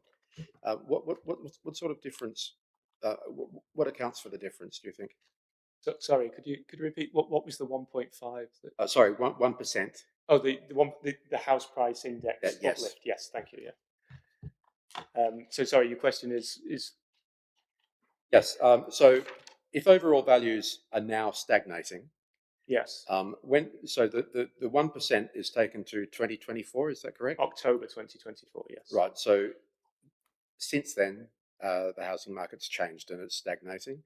So what difference would that have on overall viability?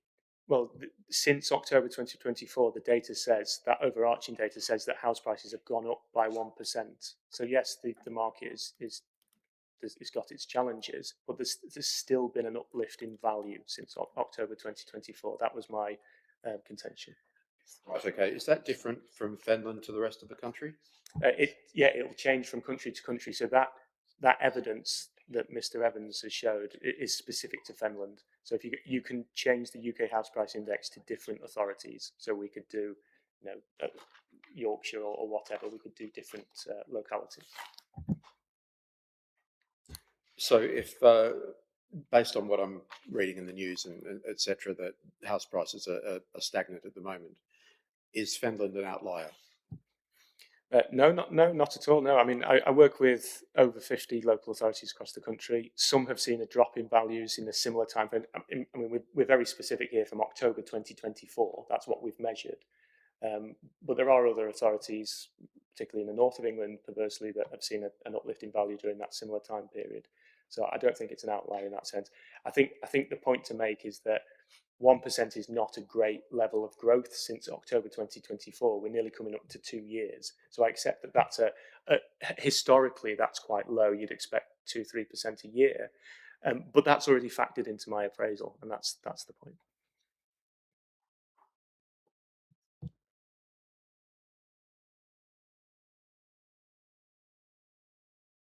Thank you, Mr. O'Brien O'Reilly. Question re-examination. Mr. Neal, we talked earlier, and you talked about your build-out program. And this debate about house price and house prices growth. To what extent does the difference in program have any bearings on the questions you've just been asked about growth? Yeah, I think Mr. Evans made the point in his submission where he said you can't have higher house prices and higher sales rates. And I do take that point on board.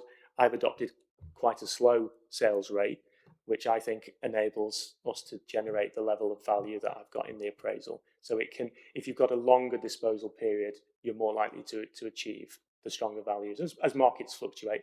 I mean, my disposal period was 55 months, so a lot can happen in getting on for 5 years. Thank you very much, Mr. Neal. That concludes your evidence.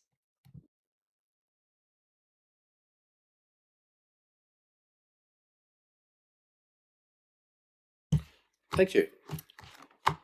Right, let's go to lunch. I'm just going to ask the parties how long they'll need for lunch, given that there's a trek involved.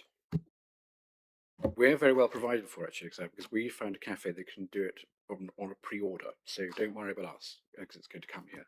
Perhaps you could share that with me as well. Fantastic sausage rolls, I can tell you. Oh, you're singing my song. Okay, let's have a break then. We're 1 minute past 1. Let's come back at 2 o'clock. Adjourn till then. Thank you. Before we do, sorry, unadjourn. Will 2 o'clock to 5:20ish be enough time for Mr. Evans's Easily, actually, from my discussions with my own friend, easily, yeah. Yes, I expect it's probably going to be a similar amount of time that we just had with Mr. Newham. So certainly I envisage will be done before 5:20, I hope. Famous last words, of course. Thank you very much. Let's adjourn.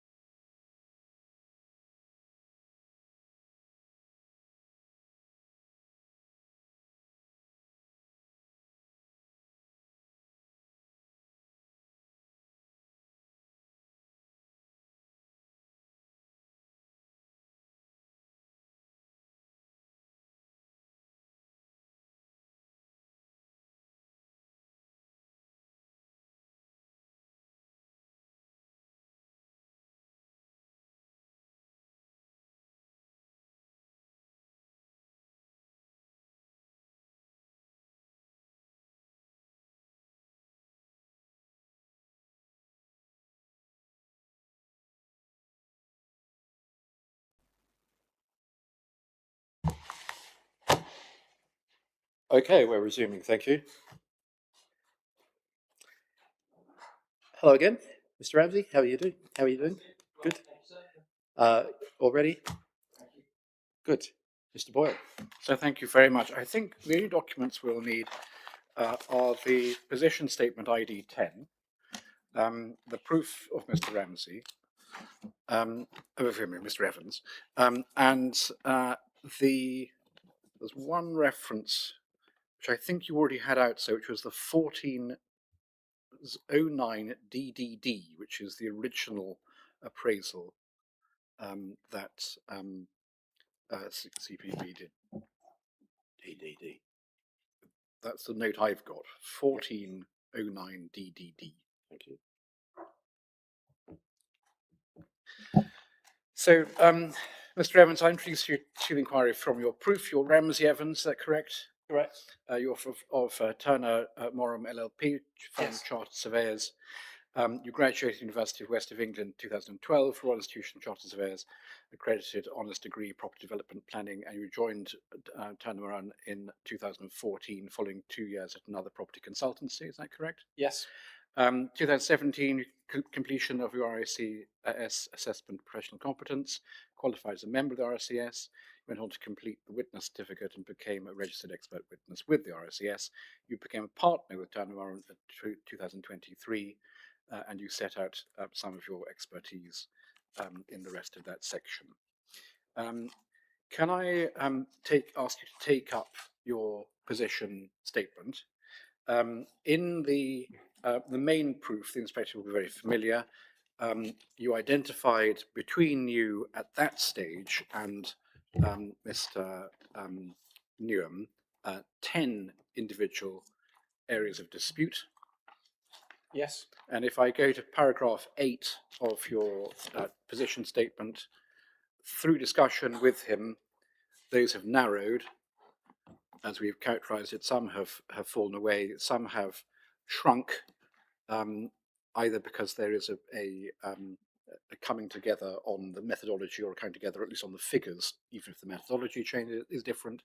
Yes. Some are mathematical, and then we're left with a number which are still outstanding. Correct.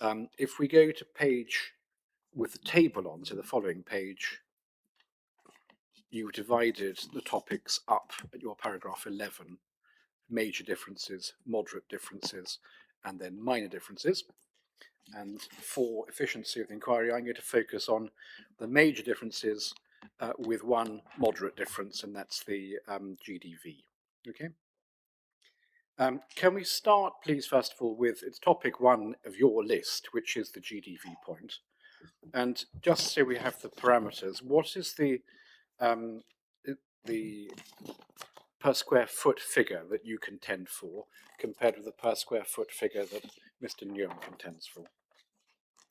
The outturn per square foot figure in my appraisal is 304.73, and I believe Mr. Newham's is, excuse me, 307.86.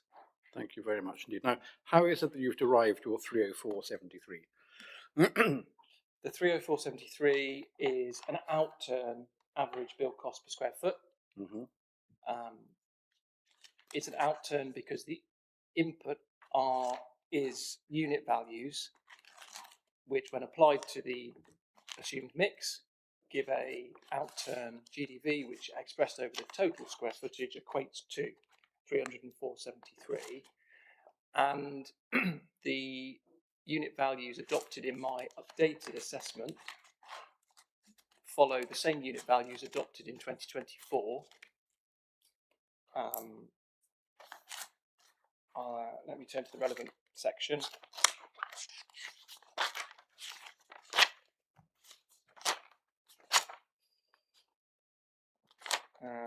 So I set out at paragraph 7.7 of my evidence that my average values equate to £304.99 per square foot. There's a slight variance there in the pence because we've got an additional 6 units in the scheme, So we're modelling 200 units. So the outturn figure is within a few pence of where I was previously. Thank you. Now, you mentioned at 7.9 on the same page, your 2024 assessment, you looked at BW's net achieved prices at Whittlesea, which was 292, and BW and Taylor Wimpey at Whittlesea, gross average of 300, which were below your adopted values. Why was it that you chose 304 as opposed to any other figure? It was a point of robustness, really. It's the stand-back approach to these assessments is once you've considered each and every input, is the answer a sensible, credible one? And I believed it was a fair assumption to be in the region of £300 per square foot, noting that the net achieved prices were below that, but the gross prices were at or slightly above that level. Thank you. Then you update matters at your 713, 714 with further figures with transactions, and we see figures such as 29364 and 306.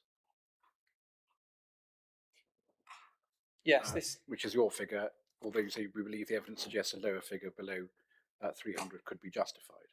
Correct. What's the position there? So I think it's worth emphasising that the starting point for this update was the original work, and obviously I've referred here to Mr. Newham's assessment.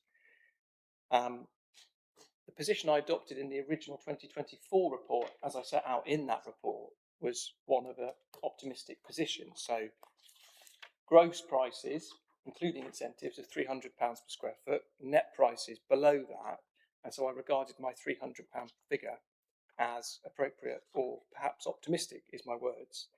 And given the movement in, or very limited movement in values since then, I remain of the view that the original pricing is still appropriate or optimistic. Thank you. We did touch with the early witness, indeed the Inspectorate, on the seems to be broadly agreed growth figure since 24 of about 1%, 1.1%. How does that equate to general inflation in the economy as a whole? As I've highlighted in my evidence, it's below the current general level of UK inflation at between 2.5% and 3%. In terms of the value of money, what's the position there? Yeah, I mean, you've identified that the 1% over 2-year increase, or 0.5% annual averaged increase, is significantly below the movement in the cost of money. So inflation has outstripped that revenue growth by some margin. Thank you. And then you mention at your paragraph 710 the concept of incentives and what you're meant to do with that. And you have a sentence that says, if incentives are extracted from net achievable price, it would be lower than £300 per square foot. Yeah. What do you mean by net achievable price there? Yeah, so there's a difference. There's 3 sets of prices, and just to clarify this point, because I think it's very important, there are asking prices, advertised prices that house builders advertise dwellings at. Once those dwellings are sold, they could be sold at that asking price, or they could be sold below that asking price, depending on the discount given by the house builder. That's the figure recorded on land registry, and that's what our industry regards as a gross land registry achieved price. But wrapped up within that gross price are incentives, I say, in the current market, on average, equate to circa 5%. And I've stated here examples of what that could include: white goods, garden works, stamp duty being paid, vouchers, deposit contributions, etc. And so land registry prices, if incentives do equate to 5%, are overstated by 5%. The cost of these incentives isn't included within any of these assessments in front of us today, so they need to be reflected or deducted from these land registry prices. And I believe this is a difference in approach between my position on GDV and Mr. Newham's. Just pausing there, your figure of 304, is that after you deduct incentives at 5% or not having deducted? Not having deducted Thank you. incentives. Now, Mr. Newham said he believed he had taken incentives into account, and that's how he arrived at his 307. If his 307 is post-deduction of 5% incentives, what would his starting point in broad terms be? Higher than 307 if incentives, and I think he's referred to 5%.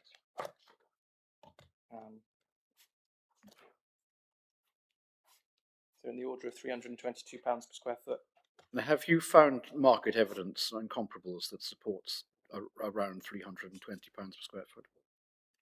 No, my review of the, I think, agreed best available comparable evidence, the Taylor Wimpey and Barrett developments at Whittlesea, average a gross price of 300 per square foot, according to my evidence.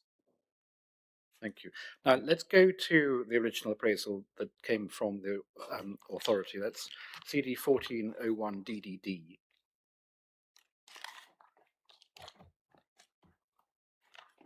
And when you get there, would you mind finding page 10 for me?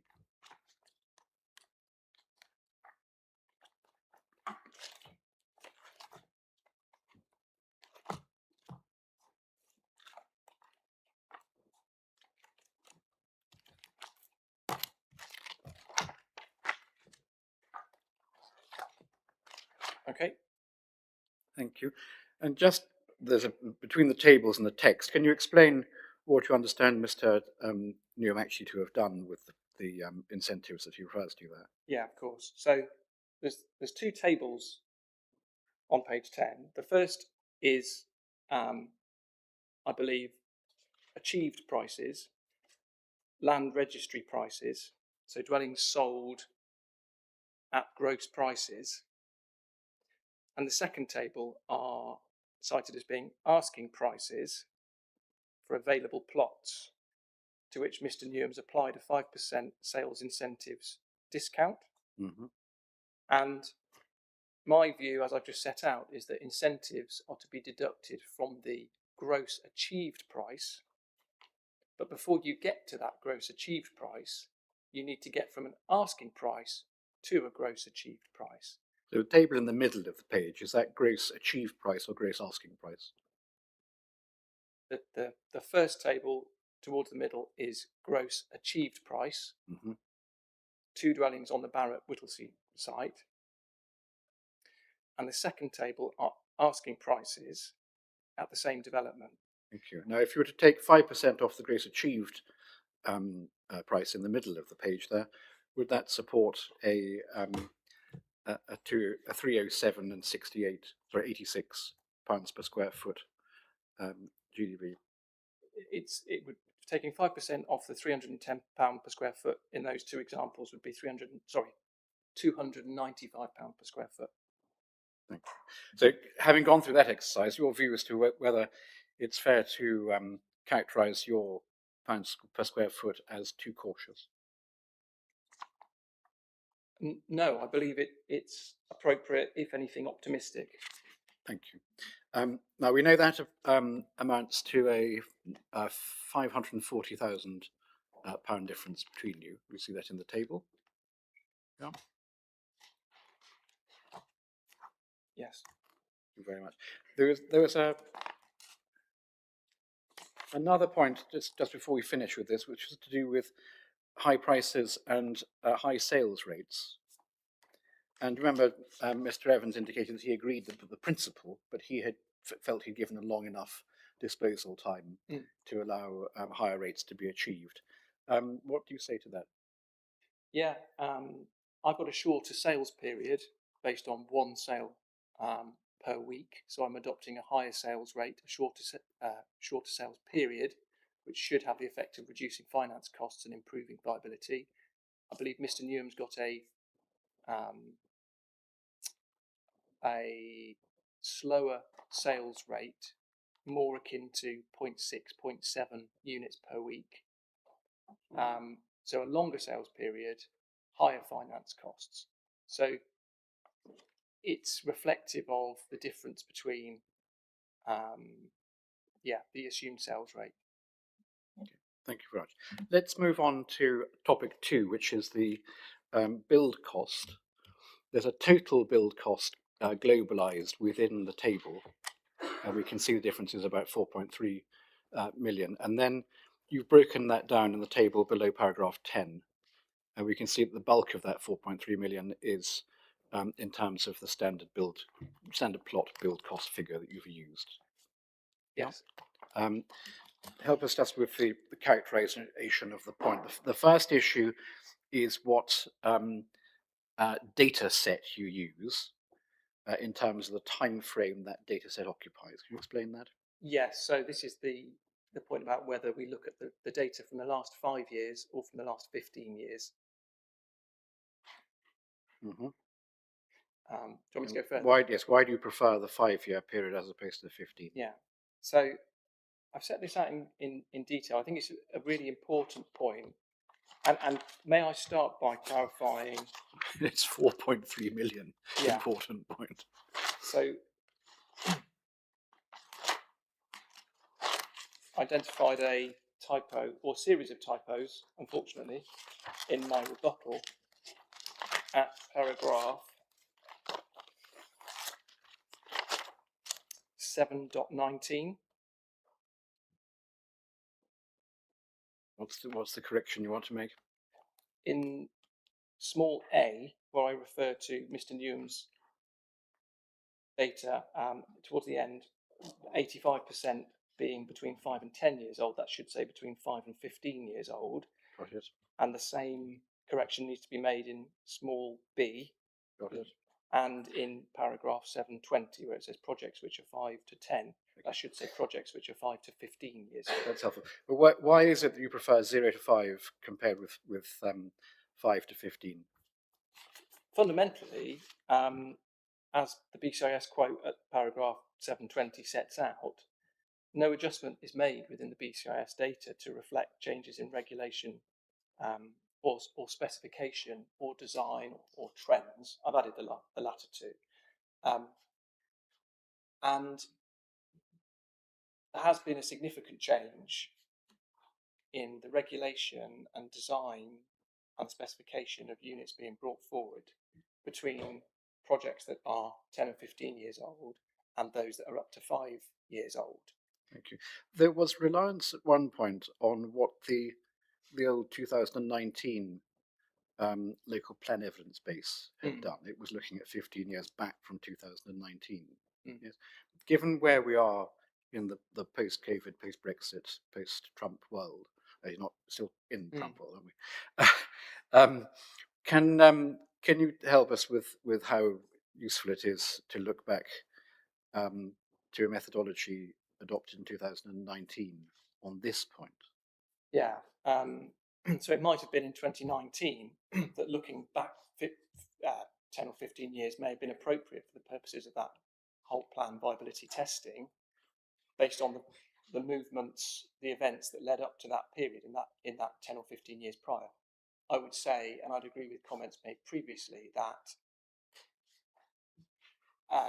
there was a significant change at or around the time of the pandemic, and the pre-pandemic world was certainly a different one in terms of, well, in a variety of ways, but there's also been a significant amount of change in regulation associated with house building since that period. Thank you. The authority no longer rely upon that 2019 document. That's where one originally got the 2,000 plot per plot and the 20% affordable housing. Does Mr. Newham rely on it other than for this particular point? I think I've only identified passing reference on one or two occasions. Thank you.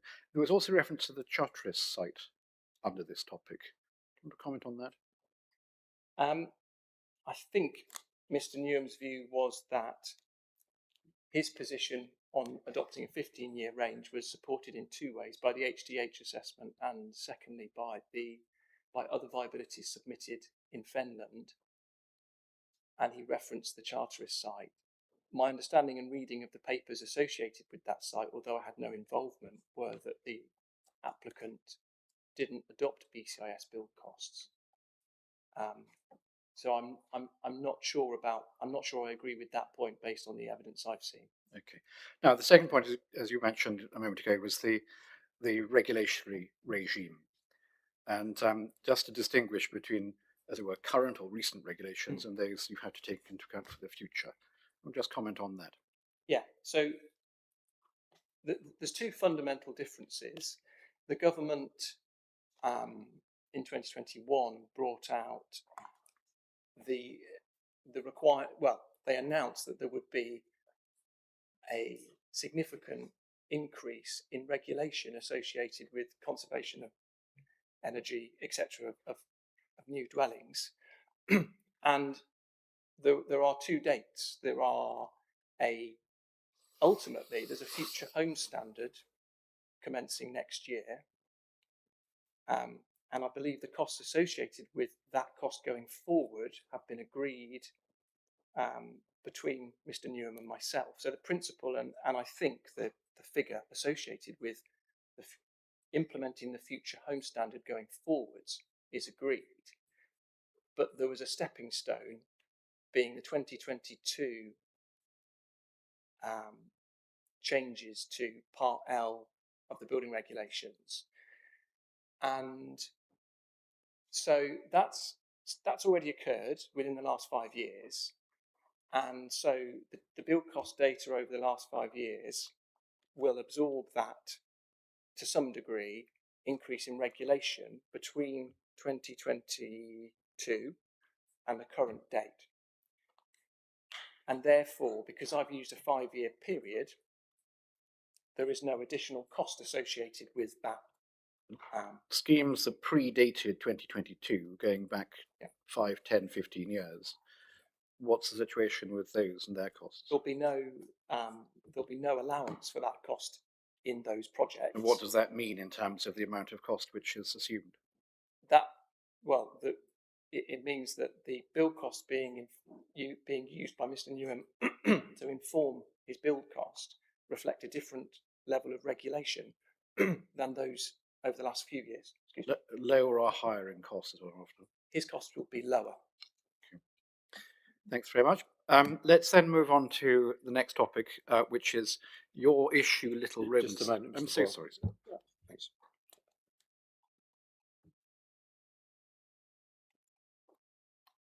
Thank you.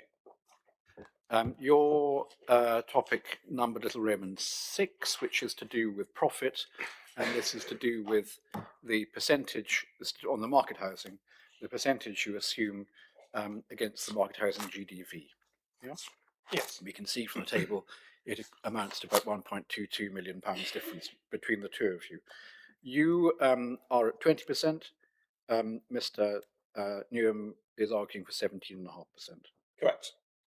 Why should the inspector prefer yours? In my experience, in the current market, acting for house builders, developers, and for landowners and for councils, but primarily for developers, I've never known a riskier time to be bringing forward a development, and 20% better reflects the risk associated with this site in the current market and in the current economy. And I believe 20% is more appropriate than Mr. Newham's 17.5% allowance.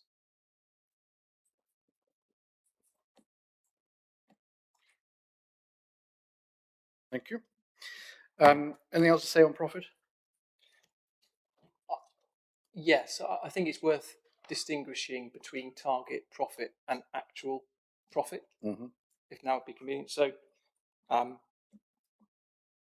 In my experience, all developers and house builders have hurdles that their main boards and their funders require to be met in order for a development to be signed off. And by that I mean, in the early stages of the development, in order for the promotion agreement to be signed off, for the land to be acquired, etc., a scheme's got to show that it could make a particular return, whatever that house builder's hurdle rate is.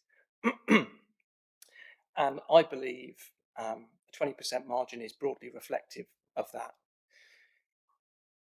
Obviously, the development, things may change, the economy may change, the market may change, build costs may change, resulting in, in the period between development being looked at initially and the point at which the planning permission is being looked at. And by that point, the developer will have inevitably spent money promoting the land, and will hopefully be looking at using those units within their business plan to deliver the housing they require to be delivered. And at that point, a decision is to be taken, and it's a commercial decision, not one that is to be considered by me now, but it's a separate decision for each applicant or each appellant at that moment in time as to whether the actual return arising from the development is still sufficient to proceed or not. And there's a number of factors that go into that decision making, some of which I've just set out.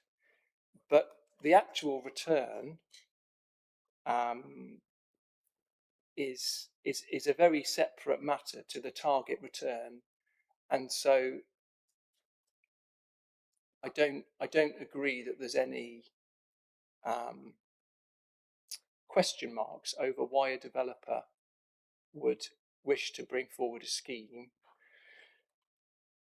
that's not making the target margin. Thank you. Now, you may recall Mr. Newham was expressing a sort of personal, almost philosophical view. He'd never really quite understood how you can say you're going to go a 20% target if your outcome is only 10%. You've got 10.1 in one of your assessments here. Can you explain the difference in how that works then? Would a developer adopt a target of 10% and then take a scheme forward? No. So I think it's worth showing that when Mr. Newham and I run our assessments and we arrive at either a surplus or a deficit, if there's a deficit, that reflects the lost profit to the developer not being made, and therefore it's the extent of the hit, essentially, they're willing to take to bring the scheme forward. Benchmark land value stays the same. That's the minimum return to the developer. The contributions are whatever the planning permission includes. So the only moving part is the developer's return. So if a developer's targeting a 20% return, but there's a deficit that erodes that 20% return to 8, 10, 12%, the actual return is that 8, 10, 12% figure. And that's the figure that needs to be considered at each point by the relevant applicant or appellant. Thank you. Then should we move to the last topic that I want to embrace in chief? There are obviously the other issues in the paperwork, but the benchmark land value. And here we've agreed the existing use value. We know the acreage of the site, hectareage of the site. And you've adopted a premium for the landowner of 10%, 10 times, get this right, 10 times across the entire of the site. Mr. Newham has split the site with an 8.5 and then halved that for other parts of the land, that then gives a blended figure of 5.8. Just to summarise where the two of you got to.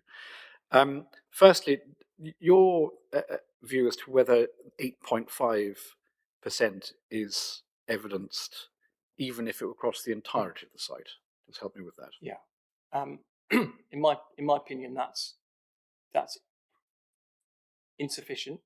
In my opinion, the level of premium is never below 10 times. The acceptable range is 10 to 20. And that reflects the difference between sites with high policy burdens versus sites without.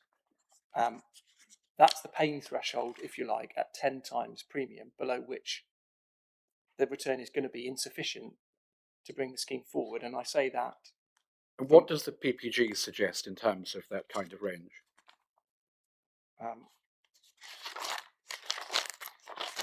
Remind myself.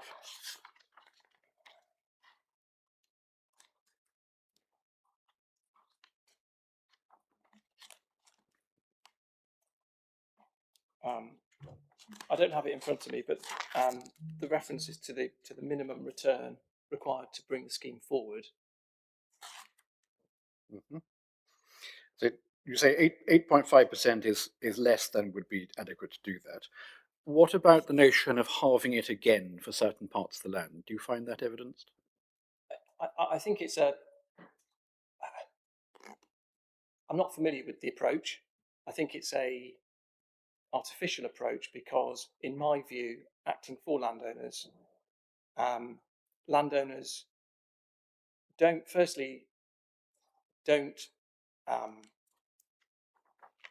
the landowner's return from their perspective is not based on what is which part of their field is to be used for housing and which part is used to be used for infrastructure. And secondly, linked to that level of detail is not known at the point where the landowners agree to promote their land. It sort of imagines a world where at the promotion stage, the landowner is shown a diagram showing exactly how much of their land is going to be used for housing and how much of their land is going to be used for open space, etc. And that they're willing to accept different levels of return for the respective parcels, which may or may not be in more than one ownership. So it's, in my experience, landowner returns are based on multipliers of agricultural land value, and that's based on the gross area of the site. Most importantly, it disregards the internal distribution of other land uses. Thank you very much. There was reliance placed on the Warburton Lane decision, which you have quotes from. Would you like to comment on that? I considered the decision, and I set out the reasons why I wasn't persuaded to change my position on benchmark land value. It was cited earlier that in that particular case, it appears the landowner hadn't, for whatever reason, whether advised or not, agreed to a minimum level of return. But I'm conscious it's quite an old appeal decision from quite far away, and I would regard that as being quite a unusual approach and not one that I've seen agreed elsewhere. Thank you very much. So if you applied to the whole of the site rather than parts of the site, and then you apply a 10%, which you say is the minimum already within the range of 10 to 20, we see your BLV comes at 2,909. Correct. Yeah. And I regard that as, that's the bottom end of the acceptable range. Thank you. 2,909 against your residual land value, it's already negative at 4.7 million. Gives you a deficit of 7.6 million. Yeah. Yes. If the authority were to adopt a 10% across the whole site, so rather than 1,764, it was 2,909. What's the effect in terms of the surplus and deficit? The deficit would increase. If the benchmark land value adopted by the local authority were to be increased, so would the level of deficit. And we can see in broad terms the figures. Instead of 1,764 playing 1,738 as we know it is, it would be 2,909. Correct. Yeah. And so what's that mean? If there's broadly £1 million of deficit sitting there, is the site scheme viable? No. To bring forward 25% and 1.7 million pounds of contribution? The council's updated position as of today is that there's only a the scheme is technically in deficit, 25% affordable, 1.7 million 106 by 30,000. So for every pound of additional benchmark land value included, that deficit would increase by the same amount. Thank you. So even on the authorities' figures in terms of the GDV, the build costs, the profit, etc., if they adopted what you consider to be the correct BLV, could this scheme carry 25% affordable housing and £1.7 million? No. Thank you very much. We've already established that were the 1.7 to go up in the way in which the county has described, then again, even on their BLV, benchmark land value, there wouldn't be enough to pay for that. Your view, please, as to whether this is a viable scheme in the way in which the authority is seeking to extract 25% and 1.7 million at a minimum. Yeah, I disagree that it can support 25% affordable and 1.7 million 106. My view is that the maximum viable level of obligations is below the appellant's position of 20% affordable and £2,000 per plot 106. Thank you very much, Mr. Evans. Is there anything else you want to raise at this point? No, thank you. Thank you, sir.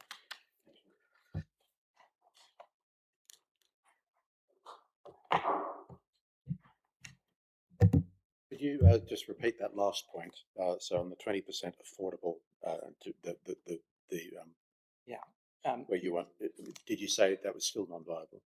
Yes, my view is Yes. that the maximum level of obligations is below the 20% and £2,000 per plot figure at level. Thank you. Mr. O'Brien or Rob, I'm just going to take a moment to refill my water bottle. Wait a moment.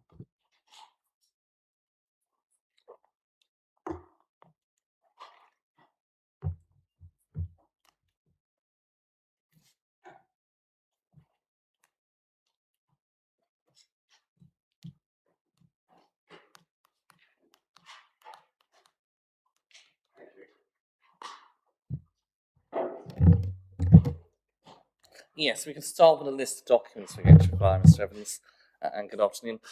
Core document 1.25, which is the initial viability assessment. Yes. Core document 16.01, which is your rebuttal proof. And then we're going to need a number of appendices to that rebuttal. Those are core document 16.01D, which is your appendix 4. Yes. Core document 16.01J, which is your appendix 10. Mm-hmm. And then core document 16.01N, which is appendix 14. Mm-hmm. And the final document we'll need to look at is core document 12.03, which is the initial viability statement of common ground. Yes. Do you have those all to hand, Mr. I do, thank you. Excellent. Well, can we start then with that initial... Oh, sorry, I'll just need to catch up with you sorry, there. sir. I have a slow computer. I think everyone has Wi-Fi in here today. It's been quite slow. Won't be a moment.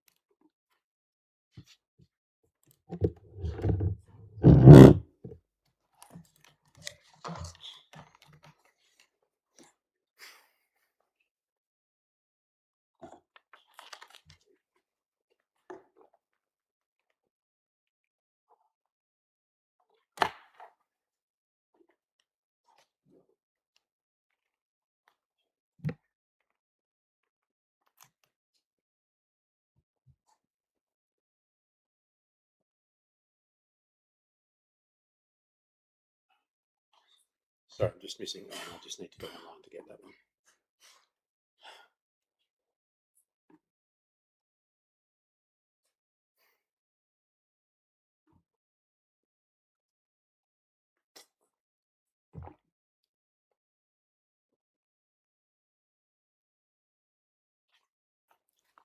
The 1203.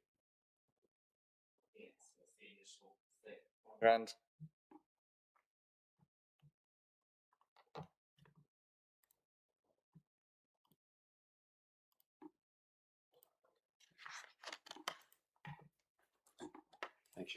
I agree. For Mr. Evans, if we could start, please, with your rebuttal proof and turning there into paragraph 3.11, which is on page 6. Yes. And this is dealing with the question of chronology. Mm. And what we can see there on the 14th of May 2026, you refer to correspondence between the council and the appellant's planning agents, correct? Correct. And you can see the point is made that the council is no longer accepting the blanket approach of 20% affordable housing and 2,000 per plot contribution. Mm-hmm. It now requires viability to be properly assessed for each application, correct? Correct. And if we turn to paragraph 3.12 over the page, that sets out the planning agent's response on the 26th of May 26, stating it won't be paying for an independent review, correct? Correct. In paragraph 3.13, there's further correspondence, and the council says on the 22nd of June, we've instructed an independent review at the council's cost, correct? Yes. And then there's a number of requests made for further information, and that's a paragraph 3.14. Yeah. What's the last day of those requests, Mr. Evans? The last date of the request, sorry. Yes. 3rd of July, correct? Yes. And if we turn to the statement of common ground, the initial statement of common ground, the date of your signature is the 10th of July, correct? Yes. Had you received between the 3rd of July and the 10th of July any further correspondence relating to viability on behalf of the council? Between the 3rd and the 10th. Yes. I'd need to check. Well, Mr. Evans, if we look at your chronology, we'd expect it to be set out there, wouldn't we?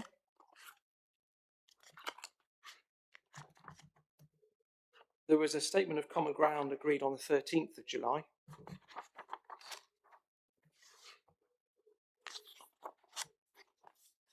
But, yeah, I'm not aware of anything between the 3rd and the 10th of July. Yes. I'd need to check my notes. Well, Mr. Evans, if that position changes, do let us know. Turning now to the first topic, the private GDV. The difference between us is, as my little friend says, at first blush may seem quite inconsequential, but when you apply that in capital terms across the scheme as a whole, that's about approximately £540,000, £988 or thereabouts. So it's a significant sum, correct? I agree, yes. And in considering the question of GDV for the private units, etc., it is right that one has to have regard to the assumed sales rate, correct? I'd say so, yes. And it's fair to say that when one compares your sales rate and your development build-out to Mr. Newham's, you've assumed a very optimistic development programme, correct? Yeah, I believe that both the values I've adopted and the sales rate are optimistic. But that high, as it were, sales rate and build-out, etc., that comes at a cost of high prices, does it not?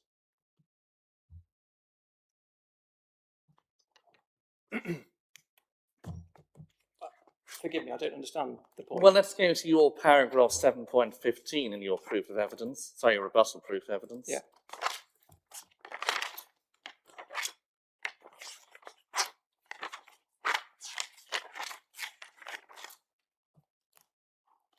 Second sentence, because it isn't possible to achieve high prices and underlined, a high sales rate. Yes. So the point is, there's a tension. If one wants to sell an asset quickly, you might take a loss in the price, as it were. But if you're willing to stay in the market a little bit longer, you might achieve a better price, correct? Yes. And so therefore, if one was to assume, as Mr. Newham has done, a longer development build-out process and a longer sales process, it might mean, for example, that market conditions had changed, for example. The second-hand house price market dictates the maximum new build, the maximum values for new build dwellings to some degree. So you can't expect necessarily to secure a higher unit value by assuming a longer sales period. If there are competing sites nearby that are cheaper, that's inevitably where the buyers may go. I take the point that, and I agree, it should be possible to achieve higher values through a longer sales period.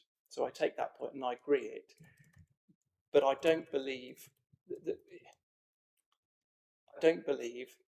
it's possible to exceed the ceiling price of new built dwellings in an area through doing that. You just won't sell any. So if the inspector was to adopt Mr. Newham's analysis in respect of the build-out period and sales, he should assume a higher sale price, shouldn't he? No, so I'm happy that my values and sales rate are optimistic.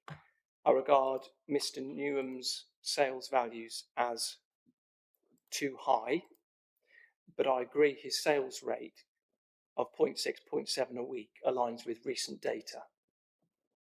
So I think it's a sensible sales rate. I regard his values as too high.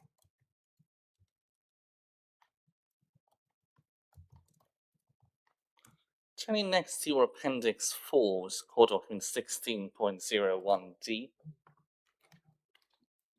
Yes.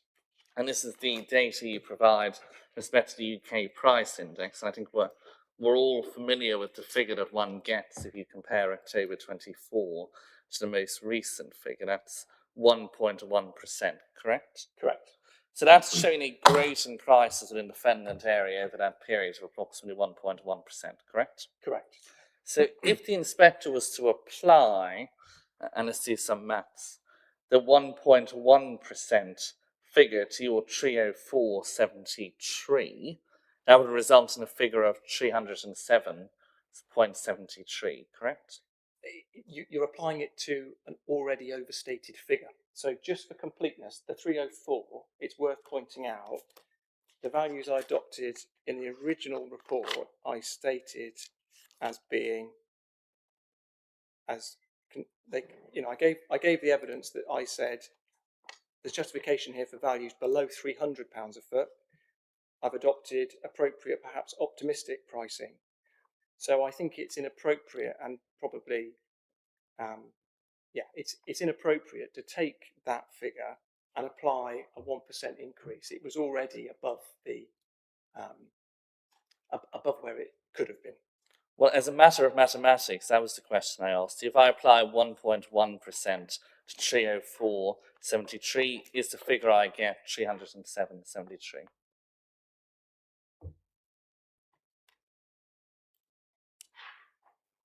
Yeah, circa 308, yeah.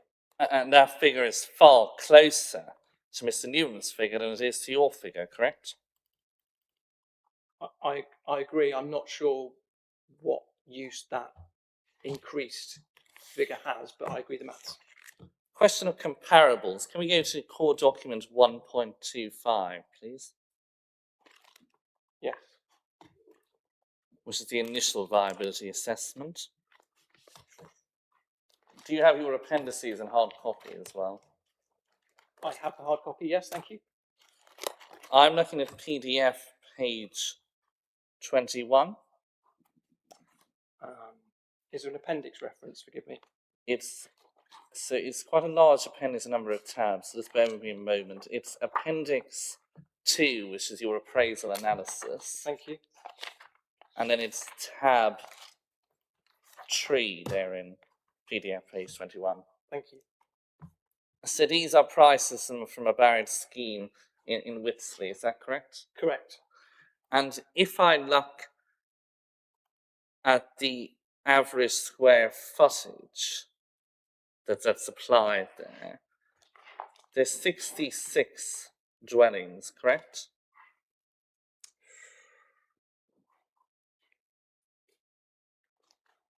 I haven't counted.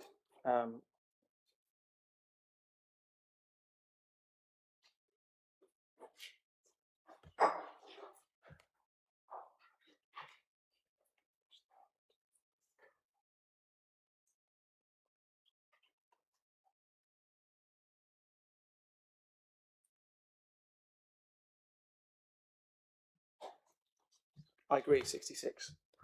And if we look at the cumulative square footage in the bottom of column 1, that's 60,440 square footage, correct? Yes. So if one, again, applies a simple mathematical exercise of dividing 6440 by 66, one results in an average square footage of 916 square foot, correct? I agree.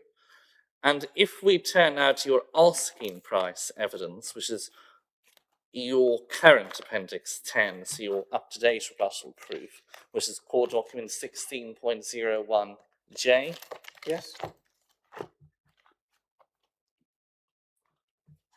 And this is one page, helpfully. And you've done the analysis already in that document. And if we look at the column that says floor area footage, and look at the figure at the bottom, we see 1,007 square footage, correct? Yes. And it's right, isn't it, that smaller units will typically attract higher rates per square footage, correct? Yeah, as a general rule, I agree. So if one looks at sales which are not of a comparable size, that won't be an overly useful exercise, will it, Mr. Evans? I don't follow the point, forgive me. Well, in a situation in which housing mix has not yet been determined, and that's we can agree that. Yes, it's an outline scheme. Yeah. Yes, the useful of comparables as the ones that you've relied on must be circumspect because one doesn't yet know with that housing what that square footage is likely to be, correct?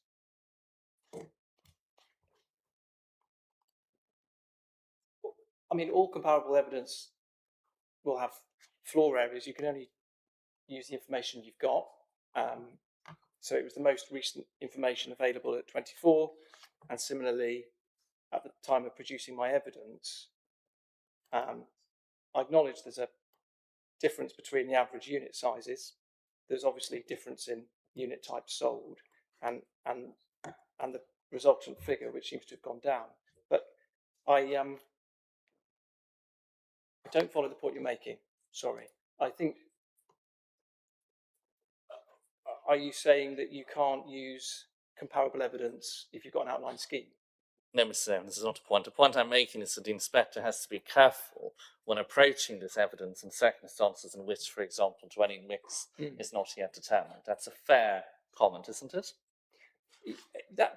I acknowledge that, and I mean, what I would say is, in my experience, I'm mindful of the density of the site. I would expect a similar average unit size to arise from any volume housing scheme on that site. I don't believe you could. These average figures are in the ballpark of standard housing development schemes that I see being brought forward by the volume house builders. So it would surprise me greatly if at the detailed stage there were to be some vastly different average floor area than that. So the point is one simply doesn't know at this stage.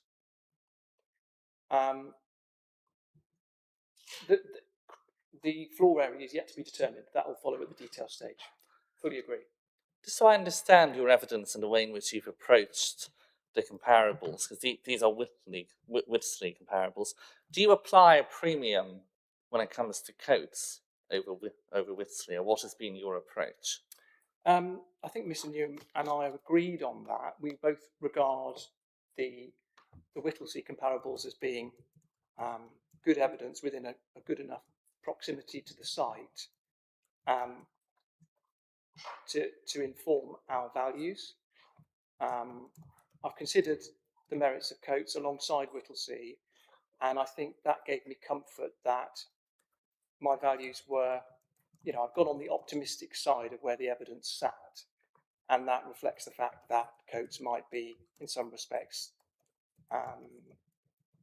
it might command some small premium over and above the Whittlesea values.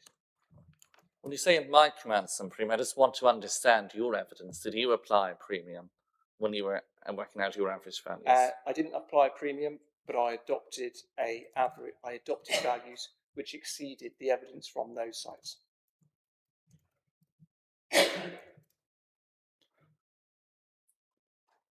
Turning next to the question of plot externals, and if I go to your core document 16.01N, which is your appendix 14 to your rebuttal proof. Thank you. Okay. And paragraph 12.5, which is page 5. Yes. And it's right, and this is a document produced by your quantity surveyor Yes. for the benefit of the appellant, correct? Yes. And if we look within that paragraph in respect of externals, they say that where the council has fallen into error, that it has failed to capture approximately 2.91 million of costs associated with the enclosures, drives, etc. So the appellant's quantity surveyor is saying, well, 2.91 million has been net out of account, correct? Yes. And that at that stage, that was on the basis of 194 dwellings, correct?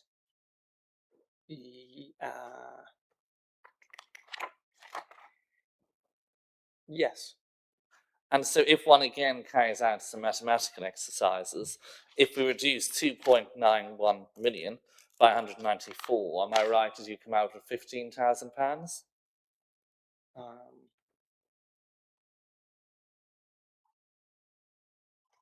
Yes. Now, at the moment, the appraisals have been modified to approach the exercise on the basis of 200 units, but 10 of those are self-builders, correct? Yeah. So those self-builders will will bear the burden of the externals themselves, correct? I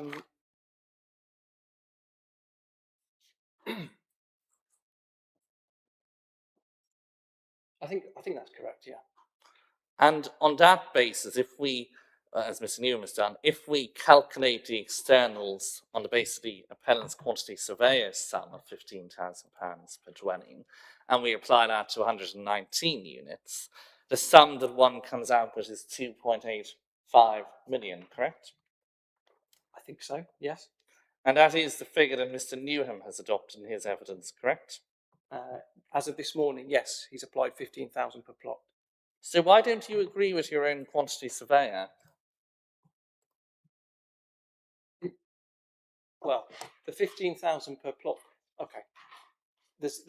We need to subdivide externals here, because Matt Tustain isn't saying that externals are 15,000 a plot. He's saying it's 15,000 a plot over and above the cost of the roads and drainage that's included in the Thornton Firkin cost review, I believe. I think, as an overarching point, the difference across externals, abnormals and infrastructure, in my understanding as of this morning, is £80,000. So externals seems to have been put towards the bottom of the pile in the order of magnitude of differences. But Mr. Newham's approach to applying 15,000 per plot, in fairness to me and in response to that question, it is an approach which was only put forward either late last night or early this morning. I can't recall which. Well, let's turn to whether or not it matters. But the point I'm putting to you is, irrespective of Mr. Newham, your approach is inconsistent, isn't not, with your quantity surveyor. No, I believe the inconsistency is on the other side. So just to clarify my position on this, for an outline scheme, it's frequently accepted that a percentage approach to externals can be applied between, let's say, 12 and 20%. And that's an approach which in the evidence has been adopted elsewhere and agreed elsewhere. And that remains my position on externals. In the statement of agreed facts, I've consistently reflected 12.5%. On the council side, I believe externals has been separated. The QS Thornton Firkin, the quantity surveyor, has costed an element of externals, roads and drains, and Mr. Newham has topped that figure up with a percentage allowance to reflect other matters, gardens, drives, fences, sheds, whatever. That's my understanding. But that approach has now been moved away from with an allowance per plot.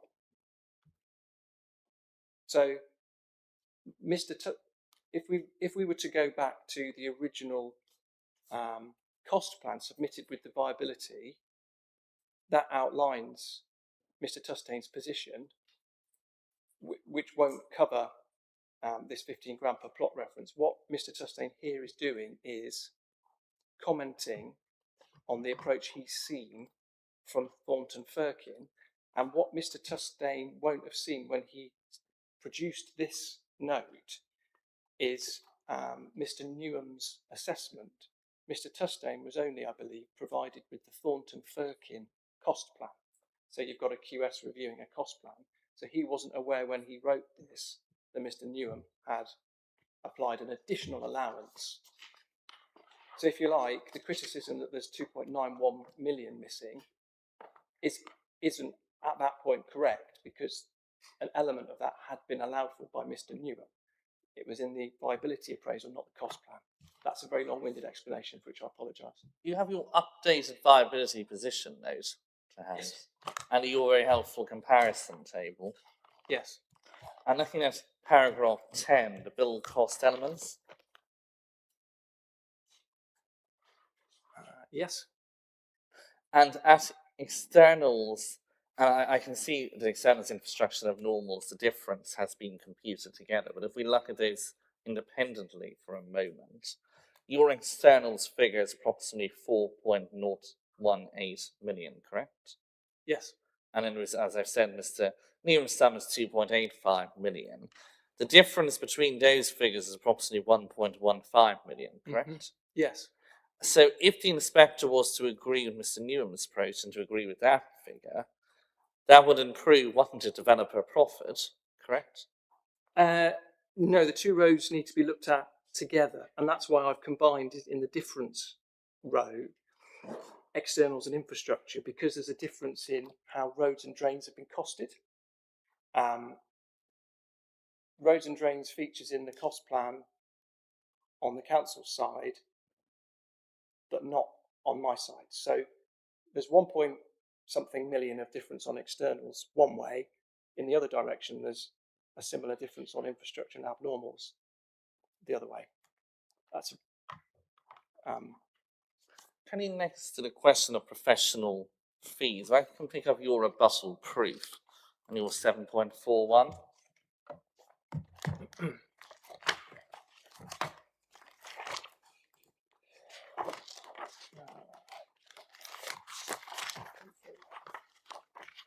yes. You're ahead of me. They refer to a quote from your earlier viability assessment in its paragraph 3.3.8, correct? Yes. And the basis for that quote was a viability review for 127 to 141 Coates Road, correct? That's right. That was a scheme for 16 dwellings, correct? I believe so, yes. This is an outline scheme for 200 dwellings, correct? Yes. This is not comparable? It's a different scale. I think it's a useful benchmark. Well, let's test the usefulness of this benchmark. 16 dwellings, that's more likely to be a smaller house builder than a national house builder, correct? Yes, definitely. And a smaller house builder won't have the buying power, will they, of a large house builder such as the appellant? What was the question, sorry? A smaller house builder won't have the same buying power that the appellant, for example, as a national house builder, will. Agreed. And a large house builder can drive costs down, can't they? They benefit from some economies of scale represented through the lower quartile build cost, yes. And it's likely that, for example, professional fees will be lower, correct?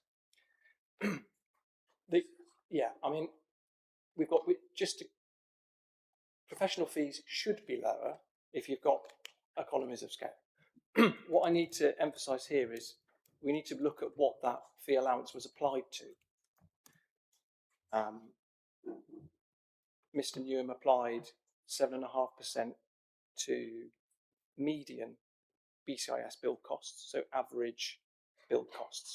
So that in itself reflects the fact that you've got a difference in economies of scale and buying power, as you termed it, between a volume builder and a smaller SME bespoke builder, for example. So there's already a difference here in the build cost you're applying that fee allowance to. It might be classed as a sort of double whammy to not only reduce the build cost, but reduce the fee allowance as well. So on the basis of all the factors that we agree, Mr. Evans, 127 to 141 Coast Road is not an appropriate comparable, is it? I believe the more recent agreements on the schemes at Wisbech are probably more reflective of the size and scale, and that's over Leaf, the 8% allowances on those two schemes than the Coates Road scheme. But even if the inspector was to conclude this was a helpful comparable, your evidence doesn't have regard to the fact, for example, that the profit and revenue in that particular case was 15%. Correct, yes. So what that demonstrates, Mr. Evans, is an element of cherry picking. I think I've demonstrated why the professional fee allowance is still of a useful comparison, because there's been allowance made in the base build cost to which it's applied to reflect that difference in site typography, if you want to call it that, between a small scheme and a volume site. I believe the level of profit clearly is something that stands on its own in terms of risk profile. Turning next to the question of profit on market housing and the self-build units. In a moment I find our statement of common ground. Here it is. It's right that the PPG says an appropriate rate will be 15 to 20%. It does. And this is a situation, isn't it, in which the appellant is a national house builder, as we've already agreed, correct? Correct. So they are somebody who's experienced at dealing with risks, correct? Yes. So their approach to risk will not be the same as, for example, a smaller scale developer, correct? Agreed. So in respect of your original position, and we've had some discussion about targets and the differences between targets and the reality and so on, but the position was that even though it would be unviable, and is unviable, you say, to provide 20% affordable housing and 2,000 per dwelling, the appellant would implement the scheme, correct? They've said they will, at the offer that they've made. So what that demonstrates, Mr. Evans is of naught, is that it's not necessary to have a target of 20% for the purposes of this exercise. Fair or unfair? Unfair, disagree strongly, with respect. Developments to come forward, they need to show a level of return that's acceptable to bring that development forward. If they don't, they won't happen. The only circumstances in which returns lower than the target are accepted are where developers take commercial risks, take commercial decisions to bring those schemes forward. So it's in this applicant's, this applicant will need to decide whether they're willing to take a view to bring it forward. You know, they've invested a lot of time and money that's sitting on their books on this scheme, and inevitably it might be that they would prefer to bring it forward at a suboptimal margin than to write off that work in progress, because house builders ultimately are businesses that need to ensure they can deliver the housing that generates the profit. If they can't bring forward schemes, there's no housing to generate profit. Well, Mr. Evans, what that shows as a note is that the figure may as well be 17.5% as 20%. What's the magic about 20% in this situation? It's my view on the appropriate level of target return for this site to come forward. I've approached, I need to separate that commentary about actual returns from the objective exercise which has been carried out, which is when we're assessing the financial viability of this site, what is the risk profile? What was it in 2024? What is it now? And my strong view is that it's a 20% margin is appropriate now for this scheme. When you say now, it's the same as it was in October 24, correct? Yes. You've correctly highlighted that the PPG bookends, for plan making purposes, the acceptable level of return at between 15 and 20% on GDV for market housing. I regarded the 2024 market as risky. Now it is even more risky in my view, but that 20% can't increase above that because you've got the limitation in the PPG. Well, does that not suggest that the October 24 figure was rather too high? No. Can we move on now to the question of premium? Yes. You refer in your evidence to the implications of capital gains tax at 7.64 of your rebuttal, correct? I do. And of course, it's right that this capital gains tax would only apply to what was treated as the profit, i.e., it wasn't that that's only the increase in value, correct? Yes, correct. So it's not going to apply to the entire sum received by a reasonable landowner, correct? Correct. It's the uplift in value. Yes. And in paragraph 7.71 of your rebuttal, if you turn that up, you refer to your experience as having been that landowners generally require a contractual minimum price of 10 to 20 times EEV in order to agree for the land to be promoted, correct? Yes. But what you don't do at 7.71 is set out, for example, any examples to support that proposition, do you? I'd be in trouble if I set out contractual terms that were in place or had recently been agreed. But you just say your experience. What we can't do is test how that applies generally. I can only give you my experience acting both for landowners and developers in agreeing heads of terms and following that through into promotion and option agreements for strategic land and volume housing sites. And I cannot recall the last time I saw a landowner agree to a minimum price of under circa £100,000 per gross acre, generally reflecting 10 times EUV. It doesn't happen in my experience. It's right that the PPG says that the premium should be adjusted to reflect the level of site-specific infrastructure and abnormal costs, correct? Yes. And that is what Mr. Newham has done in his evidence, correct?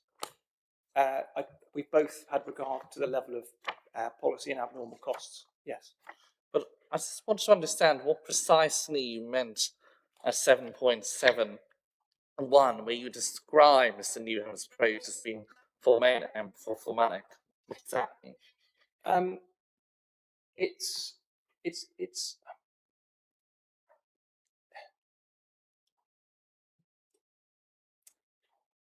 artificial. I think that's the word I used previously. It's not how land is contracted on. It's not. I think I'm approaching this from, or one needs to approach this from the landowner's perspective. That's what benchmark land value is. And so you've got to put yourselves in the shoes of a landowner who, if they're a farmer, will need to potentially pay capital gains tax. If they're a farmer, they'll need to find a replacement field to grow their crops, and that will incur stamp duty and agent legal fees. There's a hassle factor associated with selling your land, so there needs to be sufficient incentive to sell it. And you only get the chance to sell it once. And in my experience, landowners, whether a turnip farmer, an Oxford College, an institutional investor, they will only sell it when, if and when they're given a sufficient return. And as I've said, the 10 to 20 times range aligns with my experience. And the fact I've adopted a 10 times range at the bottom end of that, a 10 times multiplier, which is at the bottom end of that range, already reflects the fact that the site's got a high policy burden and an extent of abnormal costs. I don't believe you can take that range and reduce it further. But the point is, Mr. Evans, rather, is that what the PPG is telling us is that where you have higher abnormal infrastructure costs, that should be reflected in the exercise this inspector is to undertake in an adjustment to the premium uplift, correct? I've adjusted that premium, as I've said, to be at the lower end of the range. Taking a step back and looking at the overall position of your evidence, despite the fact that this appellant does not offer, for example, a fully policy compliant level of affordable housing, not 25%, and no more than £2,000, you don't offer, or this appellant at least doesn't offer any review mechanism, does it? I haven't seen the detail, I don't believe so. But you're not aware that it offers any review mechanism, correct? I'm not aware of a requirement to provide one. So if the inspector agrees with you now in terms of viability, etc., there won't be an opportunity, will there, to revisit this question at any stage? It would be subject to the terms of whatever the 106 agreement says. Spare me one moment. That concludes my questions for you, Mr. Evans. Thank you. Thank you very much. Thank you.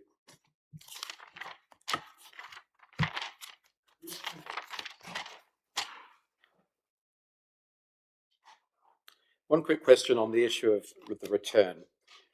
Are there any site-specific factors that would warrant a higher profit? Yeah, so there's sort of two sides to the risk profile in my view. There's the housing market. We've got, I think we've covered that in detail. So that is what it is. But secondary to that, we have site-specific issues to contend with. It is a flat site, but it's piled foundations, and that introduces an element of risk and uncertainty, as in addition to the sort of £8 or £9 million worth of abnormal costs. So yeah, I think it's justified in both respects.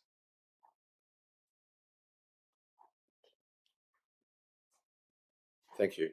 No one here objecting to the scheme, is there? No. Okay. Thank you, Mr. Boyle.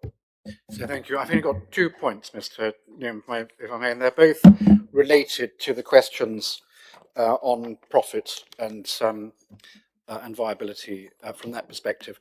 Do you remember you were talking about target values as opposed to achieved figures and commercial decisions that one might or might not make? Yes. And we've already alluded to the fact that within your proof at 9.6, your assessment is that a 20% and 2,000 per plot is going to give a deficit of about £5 million, £5.5 million. Yes. And that's an actual return of 10%. Yes. And you said that your clients have indicated they would go ahead with that because that's acceptable to them, albeit the target is 20% profit return. Yeah. Recognizing, as you put it, the risk and the existing investment that's already there. Yes. I just want to, with that context, pick up Lanfran's question about what about a review mechanism? In other words, if you do as badly as you say you're going to do, you'll get 10%. If you do better, we want some of it. How reasonable is that? Yeah. So I see little point in a review mechanism. A review mechanism there would need to be a £5.4 million improvement to viability in order for that viability review to kick in and yield anything. And that would mean values would need to increase significantly above build costs in order for that to happen. So hopefully that answers the question. Because we have a sensitivity table on the next page. Yes. Do you anticipate to get into the green, total costs decreasing by between 10%, 5 and 10%, or revenue increasing by between 5 and 10%? Currently, I think both are unlikely. Thank you. But I'm more on the reasonableness of asking you to go ahead with what's on the figure as an unviable scheme. But if it turns out to be viable, the authority gets to take more off you. Yeah, and the inclusion of a review mechanism in itself increases the risk. It brings about a whole load of uncertainty when it's triggered. For example, whether that can prevent the development continuing, whether there are. I'll stop there. Okay, thank you. The second one, I say, also related to the question of profit, and this time the percentage of the target. The difference between you and Mr. Newham is 20% and 17.5%. Yes. Yes. And it was put to you that maybe your 17. Sorry, it would just work as well if it was 17.5. The developer would still go ahead with the scheme. Would you mind just going to the table within your position statement? Yes. Now, we can't do this in precise numbers because I appreciate the profit is a percentage applied to differing GDVs between the two columns. But do you remember with Mr. Newham, he and I discussed the notion that he's got a total profit figure in his new appraisal of 9985979, which is slightly different from the three disaggregated figures under profit. Yeah. Yes. But in broad terms, it's about 10 million quid profit. Yeah, I agree. And then on the on your column, you've got 10.5, 457,000, 260,000, etc. Yeah. So about 11.3 million in broad terms. Now, if you were to accept Land Friend's suggestion, or more to the point, the inspector were to, that rather than using a target of 20%, one use a target of 17.5. Now, I say I'm not going to give you the precise figures. If that led to a reduced profit within your column of around 1.3 million, yeah, yes, reduced profit of around yes. 1.3 million, yeah. Do you get a positive RLV? No, it doesn't. It has the effect of making the negative residual land value less negative, but it doesn't get into a positive.